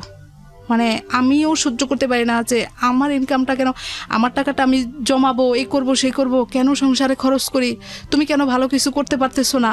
ও কি চেষ্টা করতো না নাকি, মানে চেষ্টা করতে হতো না? ব্রেক হয়ে গেছে জাপান যাওয়ার বিষয়টা নিয়ে, আবার তার চেষ্টাটা কম। আচ্ছা, এই করে করে ওর সাথে আমার দ্বন্দ্ব বিরোধটা লেগে যাচ্ছে। মাঝে মাঝে ঝগড়া বিবাদ হইতেছে। এখন কিছু কিছু সময় সে তার পরিবারে এগুলা ব্যক্ত করতেছে। ব্যক্ত করার কারণে এই আমার শ্বশুর শাশুড়ি এখান থেকেই শুরু করে, তোমার পরিবার বাড়িতে পাঠিয়ে দাও। মানে বিষয়টা হচ্ছে ঢাকা থেকে থাকার, যেহেতু তুমি এফোর্ড করতে পারছো না, সুতরাং ঢাকা থেকে তুমি ওকে গ্রামের বাড়িতে পাঠিয়ে দাও। এখন আমার কথা হলো যে আমি যাব না, আমি আমার মেয়েদেরকে আমি ঢাকায় পড়াবো, যত কষ্টই হোক না কেন, আমি আরো বেশি কষ্ট করবো। তখন আপনার মেয়েরা কোথাও পড়াশোনা করে না? না, ছোট। আচ্ছা। তো দেখতে দেখতে আমার বড় মেয়েটা যখন 5 বছর বয়স, ওকে আমি অন্য কোনো স্কুলে দিই না, আমি যে স্কুলে ছিলাম আসা যাওয়া করতো আর কি। খুব ইন্টারেস্ট, আমি তো আগের থেকেই আমার ভিকারুন্নেসা কবে মেয়ে বড় হবে আমি পারি না যে টেনে হিস্ট্রি বড় করি। আচ্ছা। 5 বছর বয়স যখন হলো, নার্সারিটা কোনো রকম পড়ছে, তখন আমি ওকে ট্রায়াল দেওয়াইলাম ভিকারুন্নেসার জন্য। হ্যাঁ। ভিকারুন্নেসার প্রতি আপনার এতটা শখ কেন? মানে ওই যে ভিকারুন্নেসাটা গার্লস স্কুল, অনেক স্টুডেন্ট, তারপরে ভালো লাগতো পড়াশোনাটা। আমি বিগত বছরগুলোতে আমি প্রশ্নপত্রগুলো একটু গাইডের পিছনে দেখে দেখে আমার কেন জানি না এটা একটা ভিকারুন্নেসার প্রতি একটা আলাদা যোগ ছিল। তো এখন আমি মেয়েকে পরীক্ষা দেওয়ালাম, তখন পরীক্ষাও ছিল, লটারিও ছিল। আচ্ছা। এখন পরীক্ষা দেওয়া দেখলাম যে না, সে পরীক্ষায় আসছে, রেজাল্ট আসছে। তা আসছে, এরই মধ্যে আমার কথা হলো এবছর আমার ভিকারুন্নেসা না হলে আমি ভালো একটা স্কুলে দিবই আমার মেয়েকে। আচ্ছা। তা আমি করলাম কি, ওকে ন্যাশনাল আইডিয়াল স্কুলটাতেও পরীক্ষা দেওয়ালাম। এখানে বাসাইতে আসলো, কিন্তু লটারির ডেট দিল পরে। এরই মধ্যে আমি ন্যাশনাল আইডিয়ালে পরীক্ষা দেওয়ানোর পরে মেয়ে এখানেও টিকে গেছে। তো টিকে যাওয়ার পরে এখন আমি তো ওর বাবাকে বলতেছি যে লটারিতে আসবে না, ওইখানে আমাদের এত ভালো ভাগ্য নাই, তুমি মেয়েকে এখানে ভর্তি করে দাও। তো ন্যাশনাল আইডিয়ালে আবার খরচটা বেশি। তো এখন বলতেছে যে না, আমার কেন জানি মনে হয় ও এখানে টিকে যাবে। ওকে। আমি বলি যে না, লটারির উপরে তুমি করে থাকো না, এখানে 3 দিন সময় দিছে, তুমি ভর্তি করো। এটা নিয়ে একটা পর্যায়ে আমি একবারে খাওয়া দাওয়া বন্ধ করে দিই, রাগ করে, তুমি আমার মেয়েকে পড়াইতে চাও না। বলে যে না, আমার কেন জানি মনে হয় ও টিকে যাবে। তো যেদিন রেজাল্ট হবে সেদিন সকালবেলা শীত, অনেক ঘন কুয়াশা। তো আমি ফজর নামাজ পড়ে শুয়ে আছি, সে দেখে যে রেডি যাবে রেজাল্ট আনতে। আমি বলে যে শুধু শুধু মেইন ব্রাঞ্চে দেয় রেজাল্টটা। তো এখানে কিবরিয়া ভাই আপনি জানেন কিনা আমি জানি না, যে ওইখানে নাকি বাংলাদেশ ব্যাংক থেকে নাকি কি খুব একটা সুন্দর সিস্টেম নাকি করে। আমি আর যাইনি, ওর বাবা গেল, গিয়ে পরে আপনার খবর দিল যে না, মেয়ে হয়ে গেছে। ওই দিনটা যে মানে কিরকম কাটছে আমার জীবনে, মনে হয় একটা অত্যাধিক বড় পাওয়া। রেজাল্ট এবং লটারি দুইটা টিকে গেল, বাচ্চাটা ছোট। আমি প্রথমবারই তাকে পরীক্ষা দেওয়ালাম, অন্যরকম একটা অনুভূতি। আচ্ছা। তো এখন ওর বাবা এতটাই আনন্দিত হয়েছে ওইখানে, আমাকে খবর দিল, মানে খুশিতে আর ওই দিনের অনুভূতি এখন আর প্রকাশ করা যাবে না, অনেক বড় একটা অনুভূতি। আমি বলছি যে ওকে জড়ায় ধরে বলতেছি যে ওহি তোদের সংসারে আমি এই এত বছর একটা বড় একটা মানে কিছু পেলাম, অনেক খুশি আজকে আমি। আমার মনে হয় একটা মাস শুধু হাওয়ায় হাওয়ায় আমি উড়ে বেড়াইছি, এরকম একটা অবস্থা। তো ভর্তি করালাম মেয়েকে, মেয়ে 1 কমপ্লিট করলো। 1 বছরটা খুব ভালো কাটতেছে, বাবারও খুব আগ্রহ, আমারও। আমি ওকে পড়ানোর জন্য দেখা গেছে টিউশনি করি রাত 11টা পর্যন্ত, স্কুল করি, তারপরে আমার মেয়েটাকে আমি পড়াইতেছি। পরের বছর আমার ছোট মেয়েটা খুবই ছোট, ওটা এখনো স্কুল কোথাও দেই নেই, পড়াশোনা এখনো হাতে দেই নেই, নিজে নিজে একটু একটু পড়ে।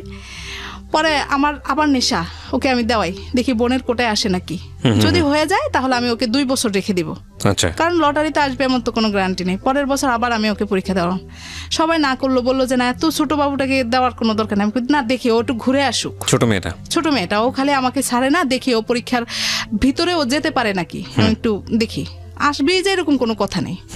পরে আমি ওকে আবার পরীক্ষা দেওয়ালাম, দেখি সেও দেখি যে বাসাইতে চলে আসছে রেজাল্ট, মানে দুজনেই খুব মেরিটোরিয়াস ছিল। হ্যাঁ, মোটামুটি। তো এখন তাও রেজাল্ট দিয়ে এখন ওর বাবা বলছে যে আমি বাড়ি যাবো ডিসেম্বরে, বলে যে না তুমি বাড়ি যাও না, রেজাল্ট দেবে। আমি না ওইসব রেজাল্টের জন্য থেকে লাভ নেই, আমি ঘুরে আসি, ও টিকবে না, ও আসবে না লটারিতে। আমি চলে গেলাম 19 তারিখে, 20 তারিখে লটারি হচ্ছে ঢাকায়। তো এখানে মজার একটা বিষয় আমি একটু উল্লেখই করি, আমার কাছে ভালো লাগার বিষয়টা আমার জীবনের জন্য। বাড়ি গেছি, আমি সকালে গিয়ে ভোলায় পৌঁছালাম, তো আমাকে বলতেছে যে আমি রেজাল্ট আনতে যাচ্ছি। আমি বলছি যে শুধু শুধু কি দরকার, রেজাল্ট তো পরে জানাই যাবে, কারণ আমি যাব। রেডি হয়ে গেছে। 8টার সময় আমার পরিচিত ভাবিরা ফোন দিছে যে এরকম এখনই শুরু হতে যাচ্ছে অনুষ্ঠানটা, লটারি শুরু হতে যাচ্ছে, আগে বোনের কোটাটা টান দিবে তারপরে। আচ্ছা। তো আমি কথা বলতে নিয়েছি, পরে বলে যে একটু রাখেন, এই মাত্রই শুরু হইতেছে। কিবরিয়া ভাই 2 মিনিটের মধ্যে সে আমাকে ফোন দিয়ে জানায় ওই ভাবি যে আপনার মেয়েটা তো টিকে গেল। অবাক, মানে বসুন্ধরা ব্রাঞ্চে আপনার সর্বপ্রথম বোনের কোটায় আমার মেয়েটা। কি কোটা ছিল? বোন কোটা। হ্যাঁ। আচ্ছা, ইন্টারেস্টিং। বোনের আবার কোটা হয়? হ্যাঁ, বোনের কোটা হয়, মুক্তিযোদ্ধার কোটা হয়। আচ্ছা, বোনের কোটা ও এসে গেল একদম সর্বপ্রথম লটারিটা। ওর বাবা যখন দাঁড়াইছে, ওখানে সাংবাদিকরা ছিল, সবাই গিয়ে মানে আশেপাশে দাঁড়িয়ে আছে, বলে যে মানে ওইখানে একটা প্রথম লটারিটা, হাততালি, অন্যরকম একটা অনুভূতি। আচ্ছা। সবাই ফোন দিয়ে বলতেছে যে আমি তো অবাক, কি করে হয়, এটা প্রথমেই হলো, আর আমি তো এটা কল্পনাই করিনি। লাগ ভালো ছিল ইনফ্যাক্ট। হ্যাঁ, এরকম করে পরে আমি যাই হোক ওকে ঢাকায় নিয়ে আসলাম, এসে ভর্তি করালাম। খুবই ছোট, কিন্তু এমনি ওর আবার একটু মেরিট ভালো, চেষ্টা করলে খুব ভালো পারে। ভর্তি করালাম এখন 2 জন। প্রথম বছর মেয়েটাকে ওই আমার পরিচিত এক ভাইয়ের মাইক্রো যায় বাড্ডা থেকে, মাইক্রোতে দিয়ে দিলাম, মানে ছোট মানুষ। পরের বছর এখন আমার 2 জনকে তো আমি মাইক্রোতে দিতে পারবো না, ভ্যানে দিয়ে দিলাম। আচ্ছা। এই ক্লাস 2 থেকেই শুরু হলো আমার আরেকটা অধ্যায়। আমার শ্বশুর শাশুড়ি বলতেছে মেয়ে মানুষ কেন ঢাকায় পড়াতে হবে, ভিকারুন্নেসা পড়ানোর মানেই হলো যে প্রচুর টাকা খরচ। কিন্তু আমি তো জানি যে কতটুকু খরচ। আমার প্রশ্নটা হলো তুমি জানো, কারণ আমার শ্বশুর শাশুড়ি বাবা মা তারা গ্রামে থেকে না জানারই কথা, ভাবে যে বড় একটা স্কুল, না জানি কত টাকা খরচ। কিন্তু আমি জানি যে আমার বাচ্চাদের পিছনে কত টাকা আমার খরচ হয়। এটা করে করে তখন একটা তাদের কথাকে পাত্তা দিত না। এখন ক্লাস 2 বছর শেষ হলো পরে আমি বেড়াতে গেলাম, এখন আর আমাকে আনবে না, বলে যে তুমি এখানেই থাকো, এখানে অনেক খরচপাতি, আমি চালাইতে পারবো না, এই সেই।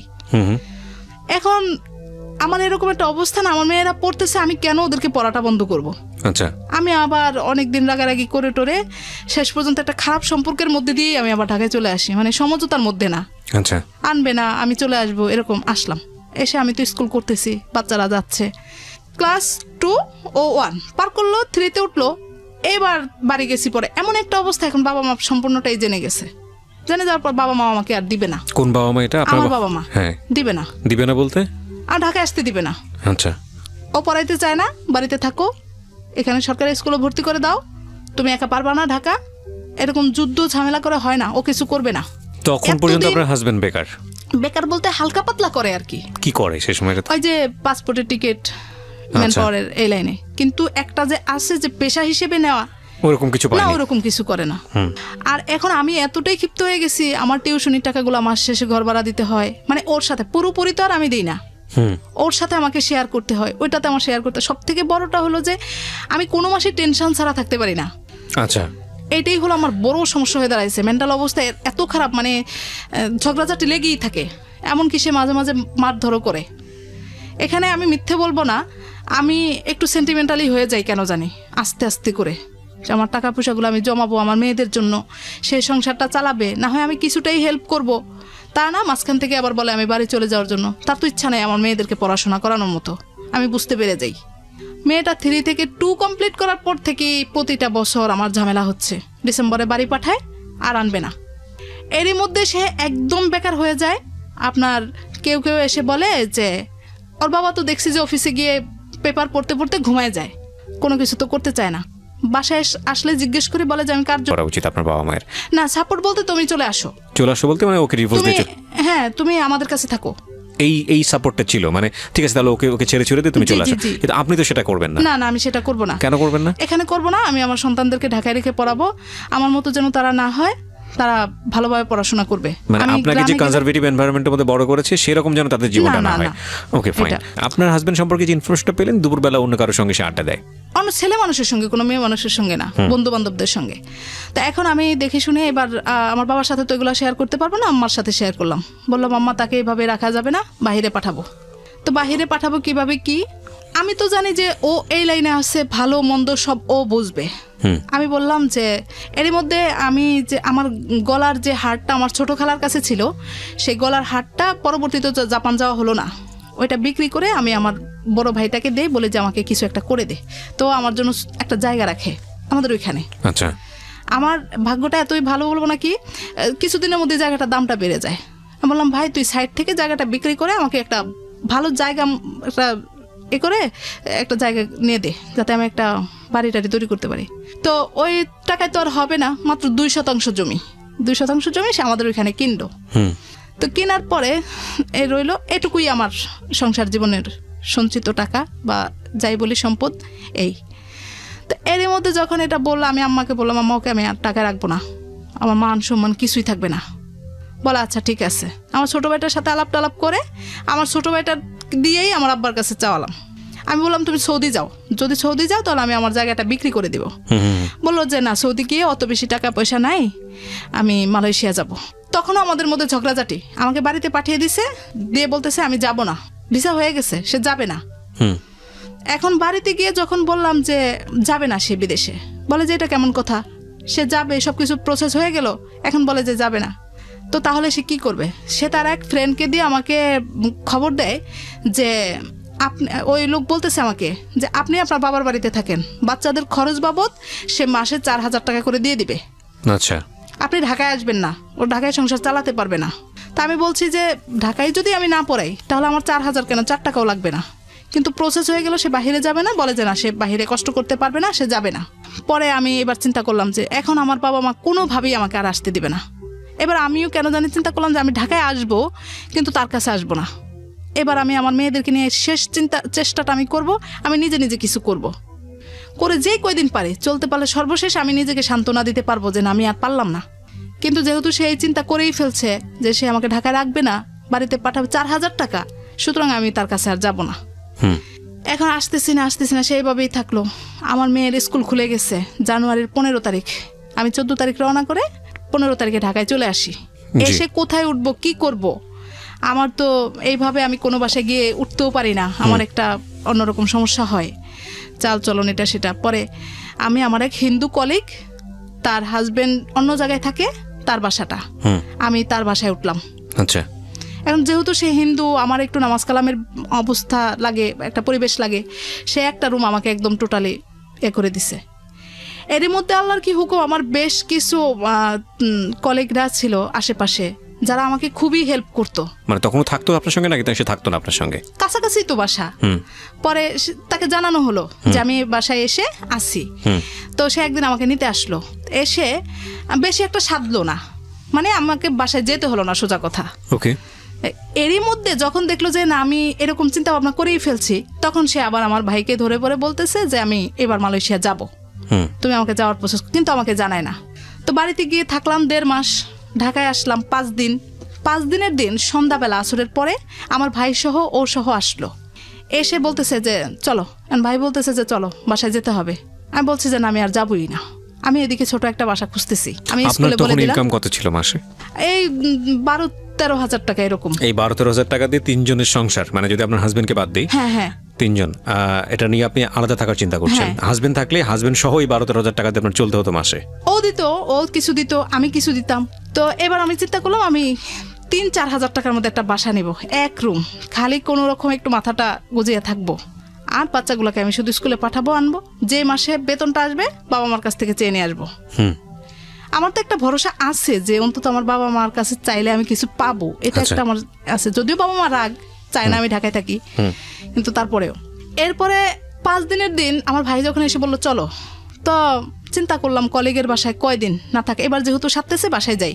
আমি গিয়ে শুধু খাটের কোনায় বসলাম, দেখি আমার হাজব্যান্ড প্যান্ট পরতেছে, তার ফ্লাইট মানে কি বলবো, বলার কিছুই নেই। 1.5-2 মাস তার সাথে আমার কথা কাটাকাটি, ঝগড়াঝাটি। ফ্লাইট বলতে আপনি জানলেন ওই সময়টাতে সে মালয়েশিয়া চলে যাচ্ছে? হ্যাঁ, আমি বাসায় গিয়ে শুধু বসলাম, চলে যাচ্ছে, মানে 2টা কথা বলার মতো কোনো উপায় না।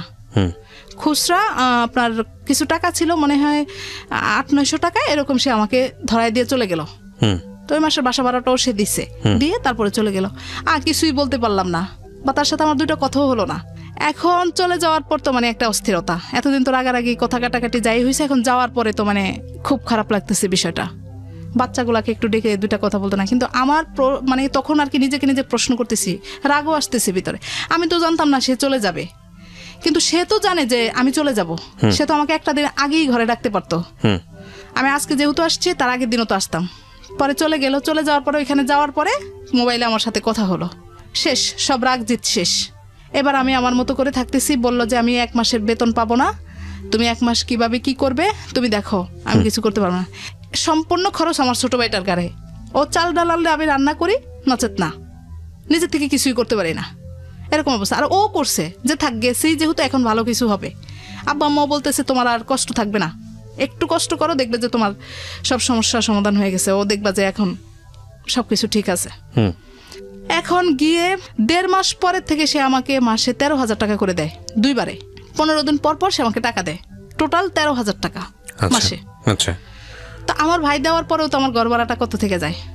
এখন বাবা আমার কাছ থেকে টানা শুরু করলাম, ঢাকা শহরে বসে। হ্যাঁ, মানে আব্বুর কাছ থেকেও চাই, সেও দেয়, আমার কাছ থেকেও। তো পরে এরকম করে করে আসি, আমি কোনো রকম টিকে আসি, খালি স্বপ্নই দেখতেছি দিনগুলো অবশেষে ভালো আসবে। এরই মধ্যে গত বছর আমার বড় মেয়েটার খুব অসুস্থ হয়ে যায়, পেটে ব্যথা, হঠাৎ করেই সেন্সলেস হয়ে যায়। পরে ডাক্তার দেখানোর পরে অনেক টাকা খরচ হয়ে গেল, দৌড়াদৌড়ি অনেক হলো, শেষ পর্যন্ত অ্যাপেন্ডিক্স ধরা পড়লো। তো শেষ পর্যন্ত আমি একাই মেয়েটাকে অপারেশন করালাম। এই করে টোরে অপারেশন গেল। এখন আমার হাজবেন্ডকে তো বিভিন্নভাবে বোঝানো হচ্ছে আমি কিভাবে একা ঢাকায় থাকি, এটা কি করে সম্ভব, মানে ওনার ফ্যামিলি থেকে। হ্যাঁ, কি করে সম্ভব। এখন দেখি যে আমার হাজবেন্ড প্রথম 2-3 মাস ভালো ছিল, ব্যবহারটা এখন আর আগের মতো নাই, কেমন জানি উগ্র একটা আচরণ করতেছে, বাচ্চা কাচ্চার প্রতি বিন্দু মাত্র মন নেই, ফোন দেয় না, কথা বলে না, 22 দিন 23 দিন 24 দিন এরকম কথা বলে না। আর এদিক দিয়ে তো আমি হতাশ হয়ে যাই, কি হলো নিজের তাগিদে বিদেশ পাঠাইছি, জব তখনও আছে নাকি? জব তখনও আছে। এখন আমি সংসার, অসুস্থ বাচ্চাটাকে নিয়ে, একদিকে আমি চাকরিটা, আমি মানে নিরুপায়, কিছুই করতে পারতেছি না। পরে গত বছর মে মাসে ওর অপারেশনটা হলো, আমি জুন মাসে চাকরিটা ছেড়ে দিই। দিয়ে এখন ডাক্তার বলতেছে যে ওকে 6 মাস বেড রেস্ট, কোনো নড়াচড়া করা যাবে না। এদিক দিয়ে আমি আরেকটু বলি, ও যাওয়ার পরে আমি তো এলাকায় দীর্ঘদিন, তো সবাই মোটামুটি সম্মানের দৃষ্টিতেই দেখে, যেহেতু আমি একজন টিচার মানুষ আর আমি ওইভাবেই থাকি। ও যাওয়ার পরে দেখি যে ওর বন্ধুরা বেশ কিছু লোকজন আমাকে ফোন দেওয়া শুরু করে, ইস্যুটা কি ব্যাপার, আপনার হাজবেন্ড কোথায়, তার কাছে তো টাকা পাবো, হ্যাঁ কাজ ছিল, না বলে কোথায় গেল, এরকম ধরনের কথাবার্তা বলে। সবকিছু হিসাব নিকাশ করে তখন আমি দেখলাম যে না, আমাকে এলাকায় থাকা যাবে না, কারণ হলো আমার বাচ্চাটা অসুস্থ, আমাকে তো এখানে বাসা ভাড়া দিতেই হচ্ছে। আমি বললাম যে না, আমি এবার দেখি বসুন্ধরা ছোট একটা বাসা পাই কিনা। আল্লাহর কি হুকুম, একদম স্কুলের কাছাকাছি আমি 1 রুমের একটা বাসা পেয়ে যাই। পেয়ে 2 বাচ্চাকে নিয়ে আমি উঠলাম। এদিক দিয়ে সে আমার সাথে মোটামুটি যোগাযোগ বন্ধ রাখে, মন চাইলে কথা বলে, মন চাইলে টাকা দেয়, এরকম অবস্থা করে। মেয়েদের সাথে কেমন আচরণ করতো? না, খুব বেশি ভালো না, ফোন দিলে কথা বলতো না, বেশি একটা যোগাযোগ রাখতো না। আমি মাঝে মাঝেই বলতাম যে তুমি অন্তত ফোন দিয়ে তো জিজ্ঞেস করবা মেয়েরা কেমন আছে, বা ওরা যেহেতু তুমি কাছে নেই, কিন্তু তুমি যে বাবা, তুমি তো ফোন দিয়ে জিজ্ঞেস করবা যে তোমরা কেমন পড়াশোনা করতেছো, তাহলেই না ওরা আমাকে ভয় পাবে বা বুঝবে যে না বাবা আমাদের জন্যই কষ্ট করে। শিখাই দিতাম, কিন্তু না, কোনো রকমের কিছু না। একটা পর্যায়ে সে বলল কি আমি আর এখানে থাকতে পারতেছি না। বৈধ অবৈধ সব ধরনের লোককে পুলিশ খোঁজাখুঁজি শুরু করে দেয় মালয়েশিয়াতে। হ্যাঁ, খুব খারাপ অবস্থা। আমি বলছি তুমি টিকতে না পারলে চলে আসো, জীবন আগে তারপরে সবকিছু। হ্যাঁ, দেশে গিয়ে কি করব, আমি কি করে খাবো, না আসবো না। যখন আমি বলি যে ঠিক আছে তুমি দেখো আর একটু কষ্ট করো, দেখো পরিস্থিতিটা সামাল হবেই, তখন সে বলে কেন থাকতে বলো, কেন তুমি থাকতে বলো। মানে দুই দিকেই আমার সমস্যা। বুঝতে পেরেছি। হ্যাঁ, এদিক দিয়ে পুরা তোলপাড়, আমি কেন ঢাকায় একা থাকি, কি কারণ, কি কাজ, মেয়েদেরকে ভিকারুন্নেসায় পড়াইতে হবে, মেয়েদেরকে ঢাকায় রেখে পড়াইতে হবে, এইরকমই কি একটা, এটা হলো আমার জন্য একটা উসিলা, এরকম তাকে বোঝানো হচ্ছে যে আমি উসিলা করে ঢাকায় থাকতেছি। তো যাই হোক, আমি বসুন্ধরা বাসা নিলাম, 13,000 টাকা পরে আমার বাসা। আমি হিসাব করে দেখলাম আমার 1 টাকা রিক্সা ভাড়া, কোনো খাতে আমার কোনো খরচ হয় না, শুধু বাজারটা করা আর এই বাসা ভাড়াটা দেওয়া। যখন সে আমার সাথে বিক্রয়টা করা শুরু করলো, এখন আমি দেখি চোখে মুখে অন্ধকার। বিক্রয় বলতে টাকা পয়সাটা দেওয়া বন্ধ করে দিছে, এখন সে চলে আসবে। আমি বাসাটাও নিলাম ওইখানে, আব্বা আম্মা আবার হয়তো চলে গেল। এখন দেখি পৃথিবীটা আমার কাছে আর কিছুই নেই, বাবা মা নাই, মানে কিছুই নেই, আমি বলতেও পারতেছি না কাউকে, এরকম একটা দুঃসহ অবস্থা। শেষ পর্যন্ত আমি ওকে জানালাম যে আমি বাসা ছেড়ে দিচ্ছি, আর আমি চলতে পারি না, কিন্তু বাসাটা আমি ছাড়ি নেই, শুধু ওর মতামত জানার জন্য আমি এটা করছি। যখন আমার শাশুড়িকে জানানো হলো, বলে যে তুমি এবার বাড়িতে চলে আসো। আমি জানি যে আমার বাসাটা ছাড়লেই আমি একদম আমার ছন্নছাড়া হয়ে গেলাম। বাসাটা থাকলে বাবা হোক, মা হোক, ভাই হোক, কেউ না কেউ অন্তত ক্যারি করবেই, আমার এরকম একটা চিন্তাধারা। সে 11 মাস থেকে চলে আসলো গত ডিসেম্বরে। তা আমি মেয়ের পরীক্ষা শেষ করে বাড়িতে গেলাম। আব্বা আম্মা বলছে যদি ও চলেই আসে, ওর সাথে তুমি আর কোনো সম্পর্ক রেখো না, বারবার ওকে সুযোগ দিও না, বারবার তুমি জীবনটা নষ্ট করে দিও না, আর ওর পোলাপান তুমি এত কষ্ট করে পড়ায়ও না, ওদের পরিবার থেকে তুমি কিছু পাও নাই, মেয়েদের থেকেও তুমি কিছু পাবা না। এরকম আমার জায়গা থেকে আমার বাবা মা বলে যে তোমার এত কষ্ট আর সহ্য করতে পারি না, তুমি ঢাকায় থেকে অনেক কষ্ট করো। তো বিদেশ থাকা অবস্থায় আমার এত কষ্ট হয়েছে যে আমি 3-4 বেলায়, এখন আমার মেয়েদেরকে প্রশ্ন করলে ওরা বলতে পারবে যে 2-3 বেলা আমি মানে ভাতই রান্না করতে পারতাম না, ঘরে চাল থাকতো না। তারপরে কোনো সময় দেখা যেত যে শুকনা কোনো খাবার খেয়ে মেয়েদের নিয়ে শুয়ে থাকতাম। তো মাঝে মাঝে মেয়েদেরকে প্রশ্ন করতাম। একদিন সকালবেলায় স্কুলে যাবে আমার ছোট মেয়ে, তো বলতেছে মা ভাত নাই, কি দিয়ে খাবো? আমি বলি যে করলা ভাজি ছিল, বলছে করলা ভাজি দিয়ে খেয়ে যাও। না মা খাবো না। তা আমি ডেকে বলি যে শুনো, যদি এরকম হয় যে কোনোদিনই স্কুলে যাওয়ার সময় তুমি ভাত খাইতে পারলা না, আবার স্কুল থেকে এসেও দেখলা যে ভাত নাই, একদিন না ধরো অনেক দিন এরকম ঘটনা ঘটলো, তখন তুমি কি করবে? চলো আমরা বাড়িতে চলে যাই, তোমার দাদা বাড়িতে থাকলে তো আর খাওয়া দাওয়ায় কষ্ট হবে না। বলে না মা, কষ্ট করব কিন্তু ঢাকায় থাকবো, মা এখানে পড়াশোনা করব, তো আমাদেরকে ভাত দিও না কিন্তু এখান থেকে নিও না। দুইজনের একই কথা, কোনোভাবেই তারা রাজি না। পরে যাকে এভাবে করে, মানে ওদের উৎসাহটাতেই আমি আরো বেশি উৎসাহিত হচ্ছি। ওরা ছোট মানুষ, ওরা যদি থাকে আমি কেন পারবো না? এরকম করে করে থাকতেছি, খুব কষ্ট। কিন্তু এই কষ্টগুলো আমি আমার হাজব্যান্ডের কাছে প্রকাশই করতে পারলাম না। সে মেনেই নিল না, বলে যে হ্যাঁ আমি টাকা দিছি, 11 মাসে সে আমাকে 1,30,000 টাকা দিছে। সেখানে আমার বাসা ভাড়াটাই ছিল 13,000 টাকা। তারপরে বাচ্চাদের খরচ, আমার 1 বছরে প্রায় অনেক টাকা খরচ হয়। সেই টাকাগুলা বিগত দিনে আমি বেশ ঋণী ছিলাম, অনেক টাকা ঋণ ছিলাম, খুবই কষ্ট, কিন্তু কাউকে বুঝতে দিতাম না। তো এখানে বেশ কিছু মানুষের অবদান আছে। আমার একজন কলিগ আছে বসুন্ধরায়, তার হাজবেন্ড ওসি এখন বর্তমানে, এতটাই হেল্প করতো, মানে দেখা যেত যে দিনের প্রতিদিনই আমার বাসায় তরকারি পাঠিয়ে দিত মেয়েদেরকে, মানে যে সময় যেটা সুযোগ সুবিধা এটা সেটা। আর কিবরিয়া ভাই, আমি আপনাকে একটা কথা বলি, যে সবাই তো শুনতেছে এই জন্য বলতেছি, যে আমার বড় মেয়ে যখন স্কুলে ভর্তি হয়, তখন ভর্তির সময় আপনার প্যাকেজে ড্রেস দেয়, আপনার টোটাল ড্রেসটা প্যাকেজে কিনতে হয় 1-এ যারা ভর্তি হয়। তো ওকে আমি 2 ড্রেস থাকে ওইখানে, 2টা করেই থাকে সব কিছু, কিনে দিলাম। আমার মেয়ে কিন্তু জুতাটা তো এখন পরতে পারে না, জুতা আরো অনেক আগে পা বড় হয়ে গেছে, মোজাটা কিন্তু আজও পরে, সেই 1-এর ক্লাস 1-এর মোজা এখনো পরে। বড় মেয়েকে 1-এ ভর্তি করালাম, ড্রেস দিলাম, এ পর্যন্তই শেষ। আপনার ফিতার আবার যাই বলেন ওই ড্রেসের সাথে ছিল, ওই পর্যন্তই শেষ। ছোট মেয়েটাকে 1-এ ভর্তি করালাম, ওইখানেই শেষ। নতুন করে আর কোনো ড্রেস দিলাম না, কোনো কিছুই দিতে পারলাম না আজও পর্যন্ত।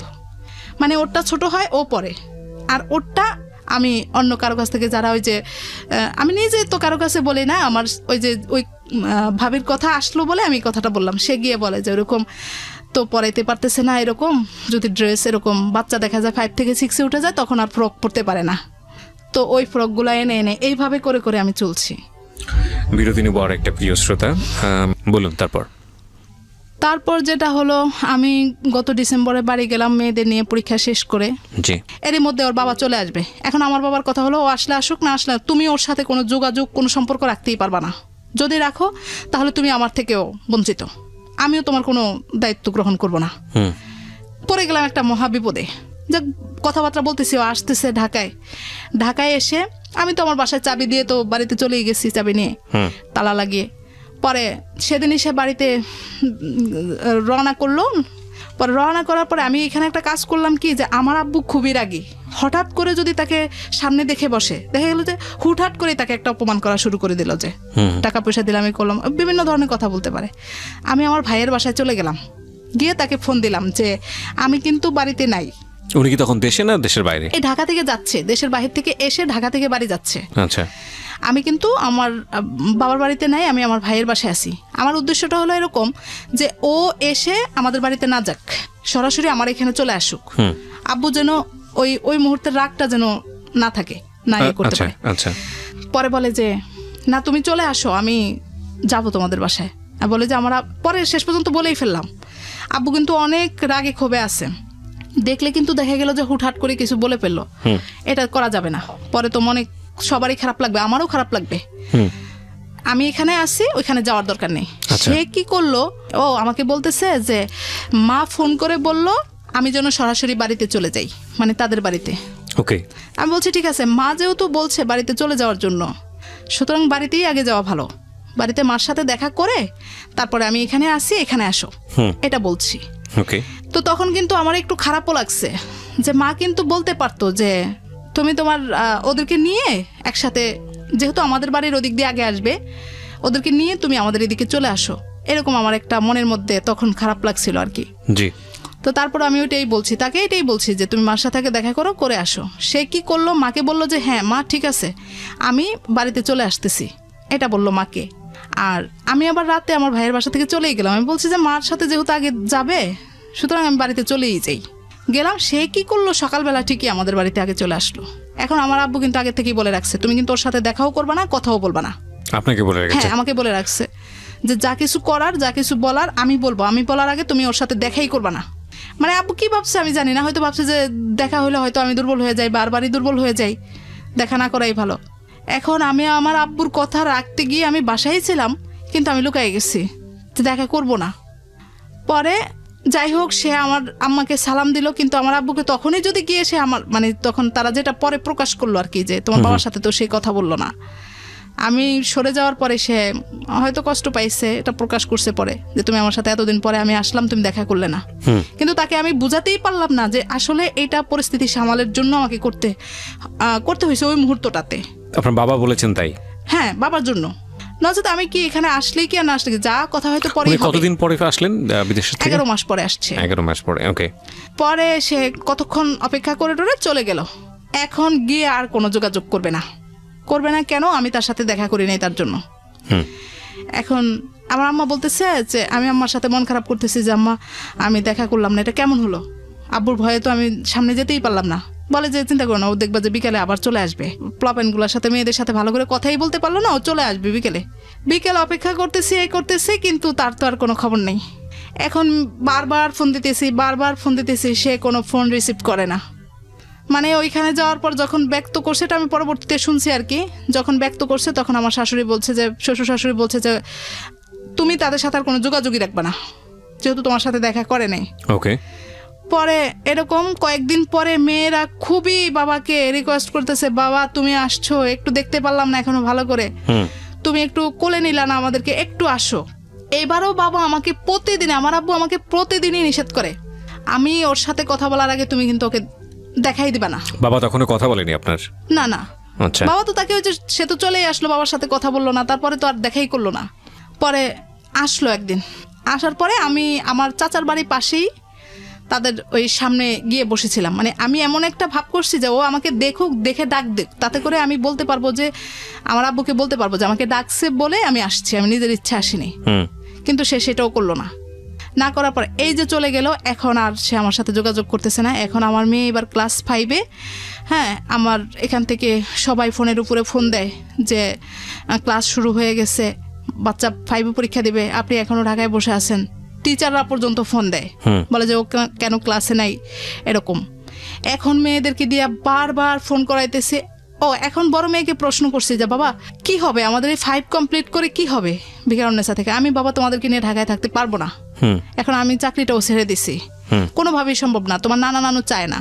বড় মেয়ের একটাই কথা, মা তুমি শুধু আমাকে 8 পর্যন্ত পড়াও, তারপর একটা পরে আমি নিজেরটা নিজে পড়বো, তুমি আমাকে নিয়ে একটু কষ্ট করো, আমাকে নিয়ে তুমি ঢাকায় চলো। আমি বলি যে তোর বাবাকে বল। বাবাকে বলছে, বাবা বলে যে আমি তো ঢাকায় গিয়ে একটা মেসে থাকবো, তোমাদেরকে কোথায় রাখবো, কোথাও রাখার মতো আমার অবস্থা নেই। বলে যে তুমি আমাদেরকে নিয়ে মেসে উঠো, মেসে থাকবো, মেসের থেকে গিয়ে পড়াশোনা করবো। কোনোভাবেই কোনো কিছু না। পরে শেষ পর্যন্ত সে আমাদেরকে ছাড়াই আমাদের সাথে কোনো যোগাযোগ করলো না, ঢাকায় চলে আসলো। ঢাকায় চলে আসার পরে আমি দেখলাম যে না, তো তাকে দিয়ে তো আর কিছু হবে না, সে তো আমার এই বিষয়টাকে কোনো গুরুত্বই দিচ্ছে না। শেষ পর্যন্ত আমি ওদেরকে নিয়ে, আমার তো বাসা ছাড়ি নেই, ও জানে আমি বাসা ছেড়ে দিছি। পরে আমি আবার আমার গন্তব্যে চলে আসি। তা আমার এখানে আবার কিবরিয়া ভাই একটা ঘটনা হলো, আমি একটা সমিতিতে আপনার এই বাড্ডা এলাকায় একটা জমির জন্য কিছু টাকা রাখছিলাম। 1,55,000 টাকা রাখা হয়েছিল সর্বমোট, এই একটু একটু একটু একটু করে। এখানে আমার ওই যে ভাই যে জায়গাটা বিক্রি করছে সেখানে আমার কিছু টাকা ছিল, ওই টাকাটাও এনে এখানে রাখছি। আচ্ছা। তো রাখার পরে এই টুকটাক এই মানে 500-700 মাঝে মাঝে আবার যখন কিস্তিটা আসতো তখন আম্মাকে প্রেশার দিতাম, আম্মা আমাকে কিছু টাকা দেন। বলতো যে কেন? আমি বলতাম খরচপাতির জন্য। এনে এনে ওইখানে জমাইছি। তো জমানোর পরে এই টাকাটা পরে এখন আমি আম্মাকে বলছি যে আপনারা যদি আমার খরচপাতি না দেন আমি তারপরেও ঢাকা যাব। মানে আমাকে এখন আর কোনো খরচপাতি দিবে না আমার আব্বু, প্রশ্রয় দিবেন আমাকে। পরে বলতেছে যে মানে সবারই রাগ সব জায়গা থেকে, কিন্তু মাঝখান থেকে আমার অবস্থা খারাপ। পরে আমি বলতেছি যে না থাক, আপনাদের রাগ করেই বলছি, কোনো খরচপাতির দরকার নেই, আমি ঢাকায় যাব। আমি ওই টাকাটা তুলে আমার মেয়ে যেহেতু আবদার করছে আমি 1 বছর কাটাবো, যত কষ্টই হোক। ওর 5টা আমি ওইখান থেকে কমপ্লিট করে তারপরে আসবো। তাও আমি জীবনে বলতে পারবো যে আমার মেয়ের একটা সার্টিফিকেট, ও জানবে যে না আমি এই স্কুলে পড়ছিলাম, আমার একটা সার্টিফিকেট আছে, এরকম একটা চিন্তা। পরে ঢাকায় আসলাম, ঢাকায় এসে আবার শুরু করলাম। ওই টাকাটা তোলার জন্য অনেক চেষ্টা করতেছি, কিন্তু দিয়ে দিচ্ছি বলে দিচ্ছে না। এই এখনো বাবার থেকে এনে এনে চলতেছি, এমনি সেমনি বলি যে খুব খারাপ অবস্থা, অসুখ এরকম বললে তখন গিয়ে টাকা দেয়। আচ্ছা। তো দিলে চলতেছি। এসে বাইরে বাইরে ঘুরতেছে। আমি তার এক আত্মীয়কে দিয়ে তাকে জিজ্ঞেস করালাম যে সে কি করবে, সে কি এরকমই থাকবে? বলে যে তাকে সময় লাগবে, সে বিদেশ থেকে আসছে, কি করবে এখন? তখন তো ঢাকায় এসে আপনার সঙ্গে দেখা সাক্ষাৎ করতে পারতো, আসেনি? না না না, আসেনি। সে তার মতো করে এসে ম্যাচে উঠে গেল। কষ্টটা আরো বেশি বেড়ে যাচ্ছে। পরে আপনার বাসায় তখন আসে না? না না, বাসায় আসে না। খরচপাতি কিছু দেয় না? না না, খরচপাতি কিছু দেয় না। যখন আমি ওই সবাই বলতেছে যে তুমি যে বাচ্চা, আপনি যে বাচ্চার কাছে নিয়ে যে কষ্ট করেন, বাবা হিসেবে তো আপনি আইনের সহায়তা নিলেও কিন্তু সে বাচ্চাদের খরচপাতি দিতে হবে, ডেফিনেটলি দিতে হবে। যখন এগুলা বললো তখন আমি চিন্তা করলাম তাকে আগে জিজ্ঞেস করি কাউকে দিয়ে যে সে আসলে কি করবে। বলানোর পরে বললো যে আমাকে সময় দিতে হবে। তো সময় দিতে দিতে প্রায় 1.5 মাস সময় দিয়ে দিলাম। দিয়ে দেওয়ার পরে এইবার আমি বলছি যে আমি আইনের সহায়তা নিব। আমি কত সালের দিকে এটা? কত সালের দিকে এটা হলো? এই যে এই জানুয়ারিতে, 2018 সালের জানুয়ারির কথা বলতেছি। পরে আমি জিজ্ঞেস বলতেছি ভাই সে যদি সংসার না করে আমি কিন্তু আইনের সহায়তা নিব। আইনের সহায়তা নিলে আমার বাচ্চাদের খরচপাতি কিন্তু দিতেই হবে। আমি 2-4 জনের সাথে কথা বলছি। পরে বলে যে তাকে জিজ্ঞেস করলো, পরে বলে যে আমি কি সংসার ছাড়তে চাই নাকি? আমি তো সংসারে যেতেই চাই, আমি যা পারি তা দিব, যেমন পারি তেমন দিব। পরে একটা পর্যায়ে কথাবার্তার মাধ্যমে সে বলল যে আমি যেভাবে করে চালাই তোমাকে সেভাবেই চলতে হবে। যদি বলেন তাকে যে যদি সেভাবে চলতে পারে তাহলে আমি তাদেরকে ঢাকায় রাখবো। আমি বললাম যে আলহামদুলিল্লাহ, খালি শুধু আমার বাচ্চা দুটাকে একটু পড়াইলেই হয়েছে, আর কোনো কিছু দরকার নেই। এই করে আমি সে একটা পর্যায়ে ওই তার ভাই সহ আমাকে বাসায় নিয়ে উঠাই দিয়ে আসলো তাকে। তো মোটামুটি চলতেছিল 1 মাস খুব ভালো। সে যাই ইনকাম করছে আমার হাতে নিয়ে দিত, বলতো যে তুমি এটা কি করবে করো, ওইটা কি করবে করো। মোটামুটি ভালোই চলছে। এরপর থেকে আবার শুরু হয়ে গেল। আমি ওইখান থেকে ওই জমির টাকাটা শেষ পর্যন্ত তুলে আনলাম, এনে তার হাতেই দিলাম। পরে আমি বললাম যে তুমি তো তোমার পিছনেই তো আমার গহনাকাটি যেটুকু টুকটাক ছিল সব বিক্রি করে দিলাম, ছেড়ে দিলাম, আমার কিছুই নেই, জমির টাকাটাও তুলে নিয়ে আসলাম, সর্বনিঃস্ব, একদম নিঃস্ব হয়ে গেলাম আমি। পরে সে বললো যে তোমাকে কিছু টাকা দিলাম, তুমি টুকটাক একটু কিছু কিনে নাও। তো আমি ছোটোখাটো একটু গহনা কিনলাম। গত মাসে সে ঘর ভাড়া দিবে না, এখন টোটালি সে বাদ দিয়ে দিল, কোনো কিছু খরচ দিবে না।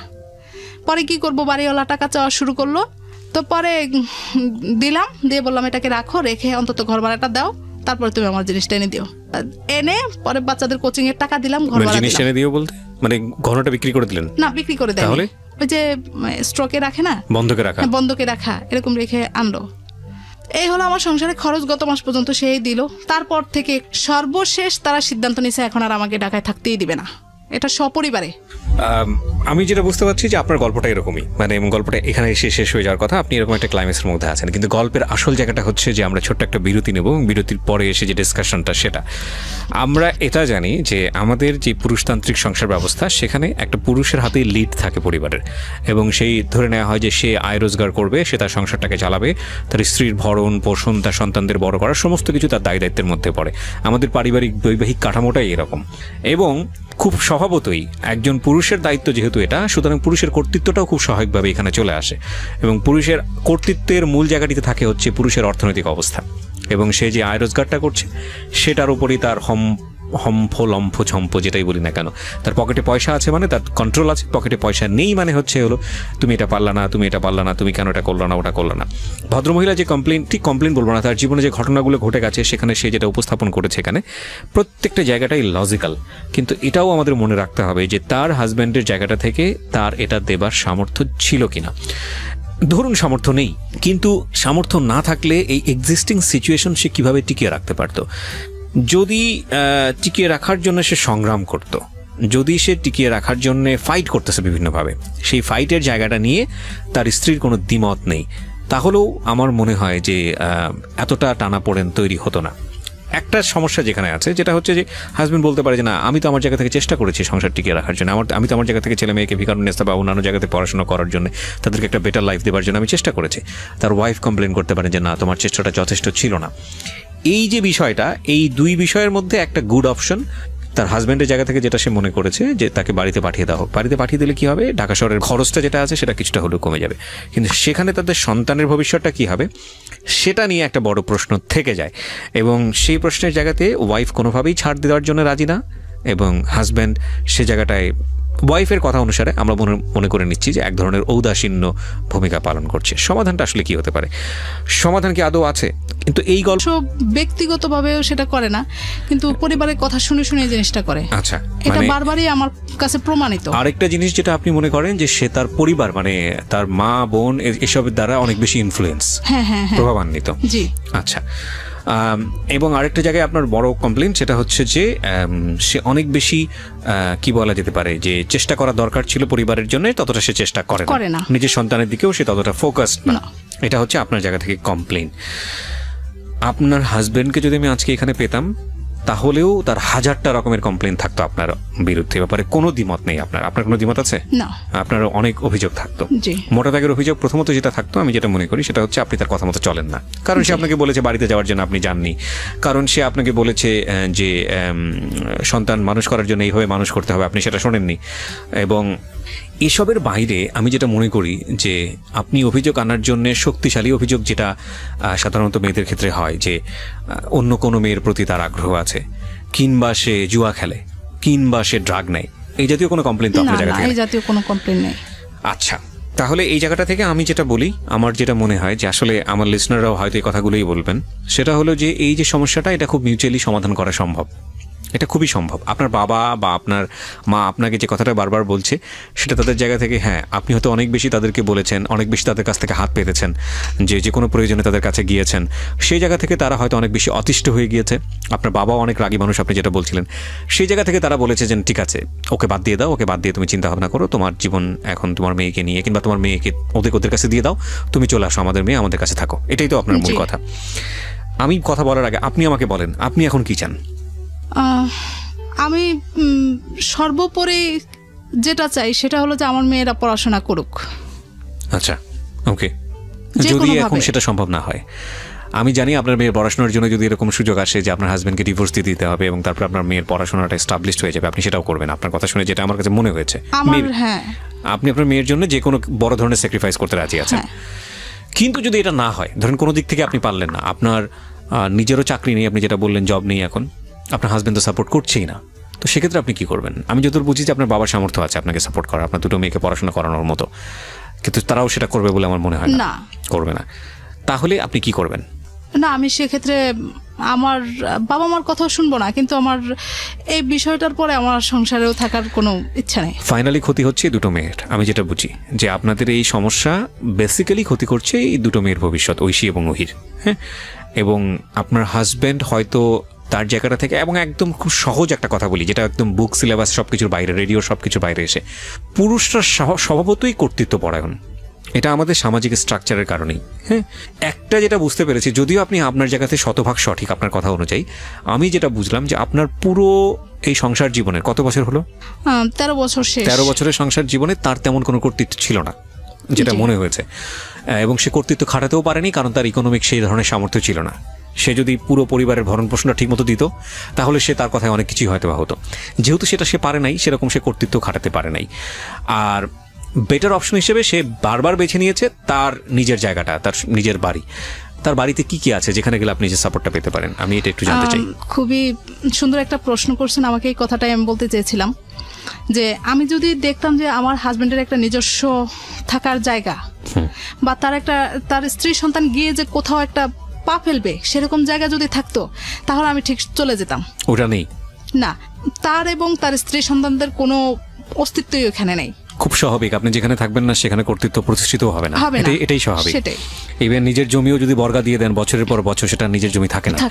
তো আমি একটা জিনিস আপনাকে বলি, এইখানে ভুলটা আপনার না, এখানে আপনার বাবা মার ভুল। এগুলো আপনি জানেন, আমি আপনাকে যে কথাগুলো বলবো এগুলো সবই আপনি জানেন। আপনাকে পাত্রস্থ করবার আগে তাদের উচিত ছিল নিজের জায়গাটা থেকে সমস্ত কিছু খোঁজ খবর নিয়ে আপনার ভবিষ্যৎটা কোন দিকে যাবে সেটা নিশ্চিত করা।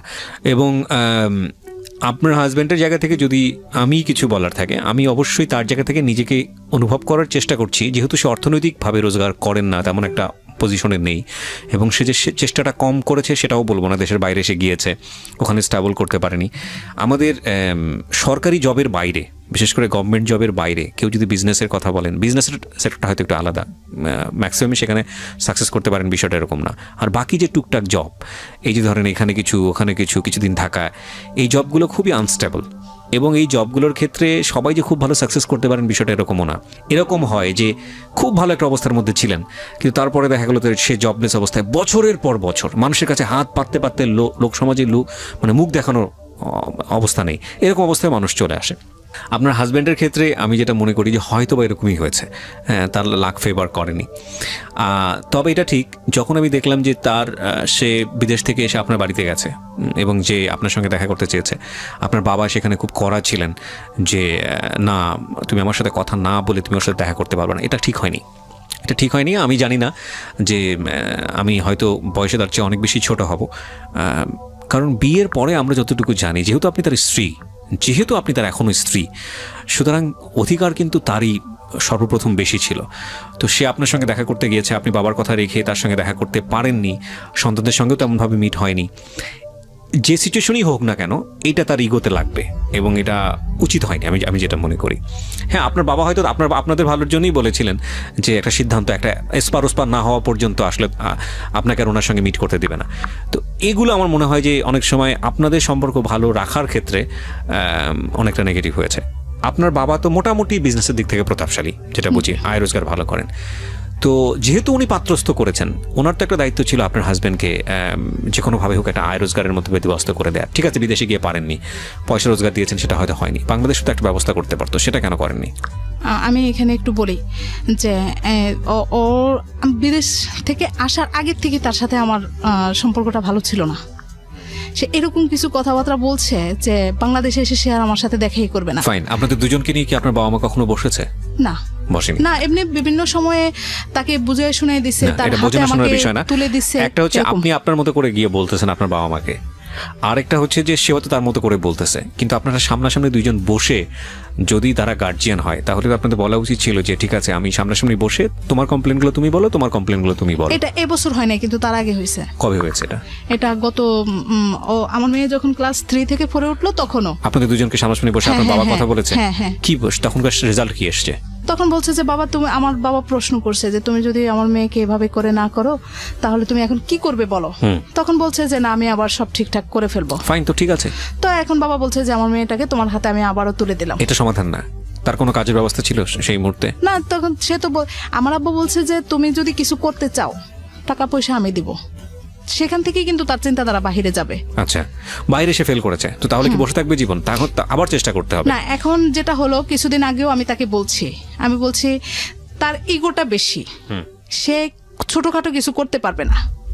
আচ্ছা, এই জায়গাটাই হচ্ছে হলো আমার এখন আমি যে জিনিসটা বলবো, একটা হচ্ছে আপনার পারিবারিক জায়গা থেকে চেষ্টা করা উচিত ছিল, সেটা আপনারা মনে করছেন যথেষ্ট চেষ্টা করা হয়েছে। আমি মনে করি আরও চেষ্টা করা উচিত। এখন আমি যেটা বলবো, এই ভদ্রলোক, আমি তার নামও জিজ্ঞেস করিনি, আমি পুরো অনুষ্ঠানে তার নাম প্রচারক সেটাও আমি চাই না, কারণ তার সামাজিকতার জায়গা থেকে হয়তো ইগোতে লাগবে। আমি আপনার প্রতি যথেষ্ট রেসপেক্ট রেখে বলি, সম্মান রেখে বলতে চাই, আপনার ঔরস্যজাত 2 সন্তান এবং তারা ভিগারনেসতে পড়াশোনা করে, এটা আপনার প্রাউড করা উচিত, গর্ব করা উচিত। আপনি যে এইখানে থেকে আপনি যদি রেডিও অনুষ্ঠানটা শুনে থাকেন এবং আপনি সেটা করেছেনও, নইলে আপনি প্রথম সন্তান যখন আপনার ভিগারনেসতে চান্স পেল তখন আপনি এতটা খুশি হতেন না। কিন্তু আপনি একটা পুরুষ মানুষ, আপনার 2টো হাত আছে, আপনার 2টো পা আছে, আপনি ঢাকা শহরে একসময় থেকেছেন, এখন থাকে নাকি? এখনো থাকেন, আপনি সঙ্গে আছেন। আপনার ইগোতে আঘাত লাগুক আমি সেটা চাই না। আমি আপনাকে রেসপেক্ট করে একটা কথা বলি, আপনি যদি শুধু নিয়ত করেন যে না আপনি পারবেন আপনার 2টো সন্তানকে ঠিকমতো মানুষ করতে, হ্যাঁ, এবং আপনি ধর্মকর্ম করা মানুষই হয়তো বা, সেজন্যই বলছি যে সৃষ্টিকর্তা যার উপর খুশি হন তাকে তিনি কন্যা সন্তান দেন। আমাদের তো একটা হাদিসই আছে এরকম যে সৃষ্টিকর্তা যখন খুশি হন তখন বৃষ্টি দেন, যখন যে বাসায় লোকদের উপরে খুশি হন সে বাসায় তিনি মেহমান পাঠান আল্লাহ, হ্যাঁ, এবং যখন যার উপরে খুশি থাকেন তাকে তিনি কন্যা সন্তান দান করেন। এবং সেখানে বলাও আছে যে কন্যা সন্তানকে যদি আপনি সুন্দর করে মানুষ করে যদি সৎপাত্রস্থ করতে পারেন তো আপনি জান্নাতে যাবেন। তো আপনি এরকম একজন সৌভাগ্যবান মানুষ। ঠিক আছে, ধর্মকর্মের জায়গা থেকে বিষয়টা না হয় এরকম হলো, আপনি যদি র্যাশনাল জায়গা থেকেও আসেন তাহলে দেখবেন যে এই মেয়েরাই আসলে শেষ পর্যন্ত বাবা মাদের খেদমতটা বেশি করে। এটা কিন্তু আমাদের সমাজে একেবারে প্রচলিত এবং এটা স্টাবলিশড। দেখবেন যে ছেলে বড় হয়ে যায়, বড় হয়ে যাওয়ার পরে সে ব্যস্ত হয়ে যায়, সে হয়তো ভরণ পোষণ দেয় সংসারের জন্য কিন্তু অতটা টেক কেয়ার করতে পারে না। কিন্তু এই মেয়েই আপনার মৃত্যুশয্যায় পাশে গিয়ে থাকে, যখন হয়তো আপনি শয্যাশায়ী হবেন তখন হয়তো দেখা যাবে এই মেয়েই আপনাকে টানা হেঁচড়া করছে, আপনার ছেলের সময় নেই। তো আপনি যদি আমরা আসলে সেই যুগে বসবাস করি না যে আসলে মেয়েকে দেখা, মেয়েকে মেয়ের মতো করে দেখা, ছেলেকে ছেলের মতো করে দেখা, আমরা আসলে সেই যুগে আর বসবাস করি না। একটা মেয়েকে যদি সঠিকভাবে বড় করা যায় তাহলে সে 1000টা ছেলের চেয়েও শক্তিশালী হতে পারে। এটা আমাদের সমাজেই সম্ভব। এবং আপনি দেখবেন যে সরকার থেকে শুরু করে আমাদের সামাজিক যে বুনিয়াদ বা সামাজিক যে বিন্যাস, সেখানে একটা মেয়েদেরকে যে পরিমাণ ফ্যাসিলিটেট করা হয়েছে, অনেক সময় আমার তো মনে হয় যে অনেক সময় ছেলেদেরকেও এতটা ফ্যাসিলিটেট করা হয় না। তো সেই জায়গাটা থেকে আপনি অনেক বেশি সুবিধাপ্রাপ্ত।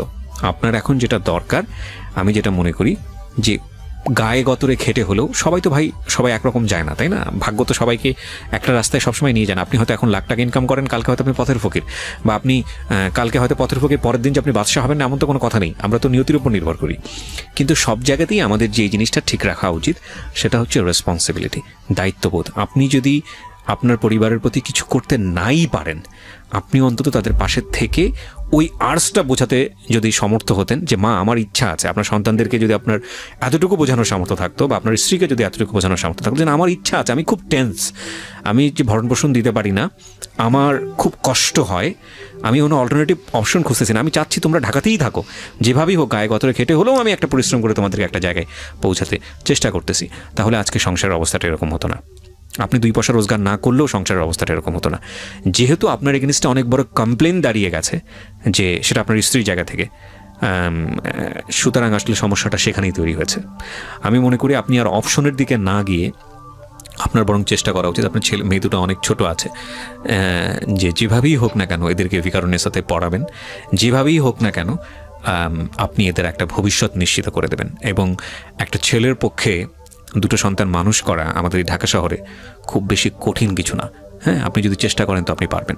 আপনার হাজবেন্ড লেখাপড়া করেছে? হ্যাঁ, বিএ পাস। কিবরিয়া ভাই, আমি এখানে একটু কথা বলি। শেষ, হ্যাঁ, আপনার কথা দিয়ে অনুষ্ঠানটা শেষ করবো। জি বলুন। এখানে হলো কি, আমার হাজবেন্ড একটু সহজ সরল মানুষ, মনের দিক থেকে কিন্তু ভালো, না, আপনি তার খারাপ কিছু বলেন না আমাদের পুরো অনুষ্ঠানে, কিন্তু এখন আমি দেখতেছি তার মেন্টালিটিটা আসলেই খারাপ হয়ে গেছে। এগুলো কিন্তু সে নিজের থেকে করছে না, এটাও কিন্তু আমি বুঝি, আমি তার সাথে দীর্ঘদিন ছিলাম। এখানে আমি আপনাকে একটা কথা বলি, সেটা হচ্ছে কি, মানে আমাদের সোসাইটিতে, পরিবারই মেয়েদের একটা কমন কমপ্লেইন থাকে। কমপ্লেইনটা হচ্ছে হাজবেন্ড নিজের সংসার দেখে না, তার বাবা মা তার বোনদের বেশি টেক কেয়ার করে। না, আপনি করেন না হয়তো বা, কিন্তু কমন একটা কমপ্লেইন থাকে। এই কমন কমপ্লেইনটা যে মানে কোনো ঘটনার প্রেক্ষাপটে আসে তা কিন্তু না, এটা মানে সংসারে আসার পর থেকেই এই জিনিসটা মেয়েদের মধ্যে চলে আসে। কেন জানি আসলে ঠিক জানি না, হয়তো ইনহেরিটেড, কিন্তু এই কমপ্লেইনটা করা উচিত না। এই কারণে আপনি যে একটু আগে বললেন যে আপনার হাজব্যান্ড তার বোনের কথা দ্বারা অনেক বেশি ইনফ্লুয়েন্স, বা তার মায়ের কথা দ্বারা অনেক বেশি ইনফ্লুয়েন্স, যদি ইনফ্লুয়েন্স হয়েও থাকে তবুও আপনার বলা উচিত না। এই কারণে যে সে কোথায় বড় হয়েছে, তার মারপেটে এসছে, এগুলো আমি বলবো না, বরং বলা উচিত না এই কারণে যে এতে করে আপনার সমস্যাটার সমাধান হবে না, এটা বরং আরও জটিল আকার ধারণ করবে। আপনি কখনোই, মানে যদি সমাধান চান তাহলে আমি বলবো যে কখনোই হোস্টিলিটি সম্পর্ক গ্রো করে, যেটার দ্বারা আপনার হাজব্যান্ড, তার পরিবার কিংবা আপনার সঙ্গে একটা দূরত্ব বা একটা শত্রুতা সম্পর্ক তৈরি হয় যে ধরনের কথার দ্বারা বা অ্যাক্টিভিটির দ্বারা, সেই ধরনের সম্পর্ক তৈরি করে একটা সাময়িক সমাধান পেলেও হয়তো বা পেতে পারেন, কিন্তু এটা দ্বারা আপনি চিরস্থায়ী কোনো ভালো সম্পর্কের মতো থাকতে পারবেন না। সুতরাং সে যদি ওরকম কোনো কিছুর মধ্যে করেও থাকে, আপনার যদি মনে হয় যে না সে ননদের কথা শুনতেছে বা শাশুড়ির কথা শুনতেছে, তাহলে আমার মনে হয় যে তাকে একটা বেটার কাউন্সিলিংয়ের মধ্যে নিয়ে এসে চেষ্টা করেন, কোনো ধরনের ঝগড়াঝাটির মধ্যে না গিয়ে তাকে বোঝানোর চেষ্টা করেন যে এই জিনিসটা তোমার কাছে ছিল, এটা যদি তুমি এভাবে করতে তাহলে ভালো হতো। যদি সে না করে বারবার এটা করেন, যেহেতু আপনি তার সঙ্গে সংসার করবেনই, রাইট, আপনি বরং এটা নিয়ে ঝগড়াঝাটি করলে যেটা হবে যে আপনার প্রতি তার একটা মন যেটা আছে সেটা উঠে যাবে, এবং সেটাই হচ্ছে আমার যেটা মনে হয়। আমার একটু সুযোগ দিলে আমি চাচ্ছি আমার সংসারটা সে যে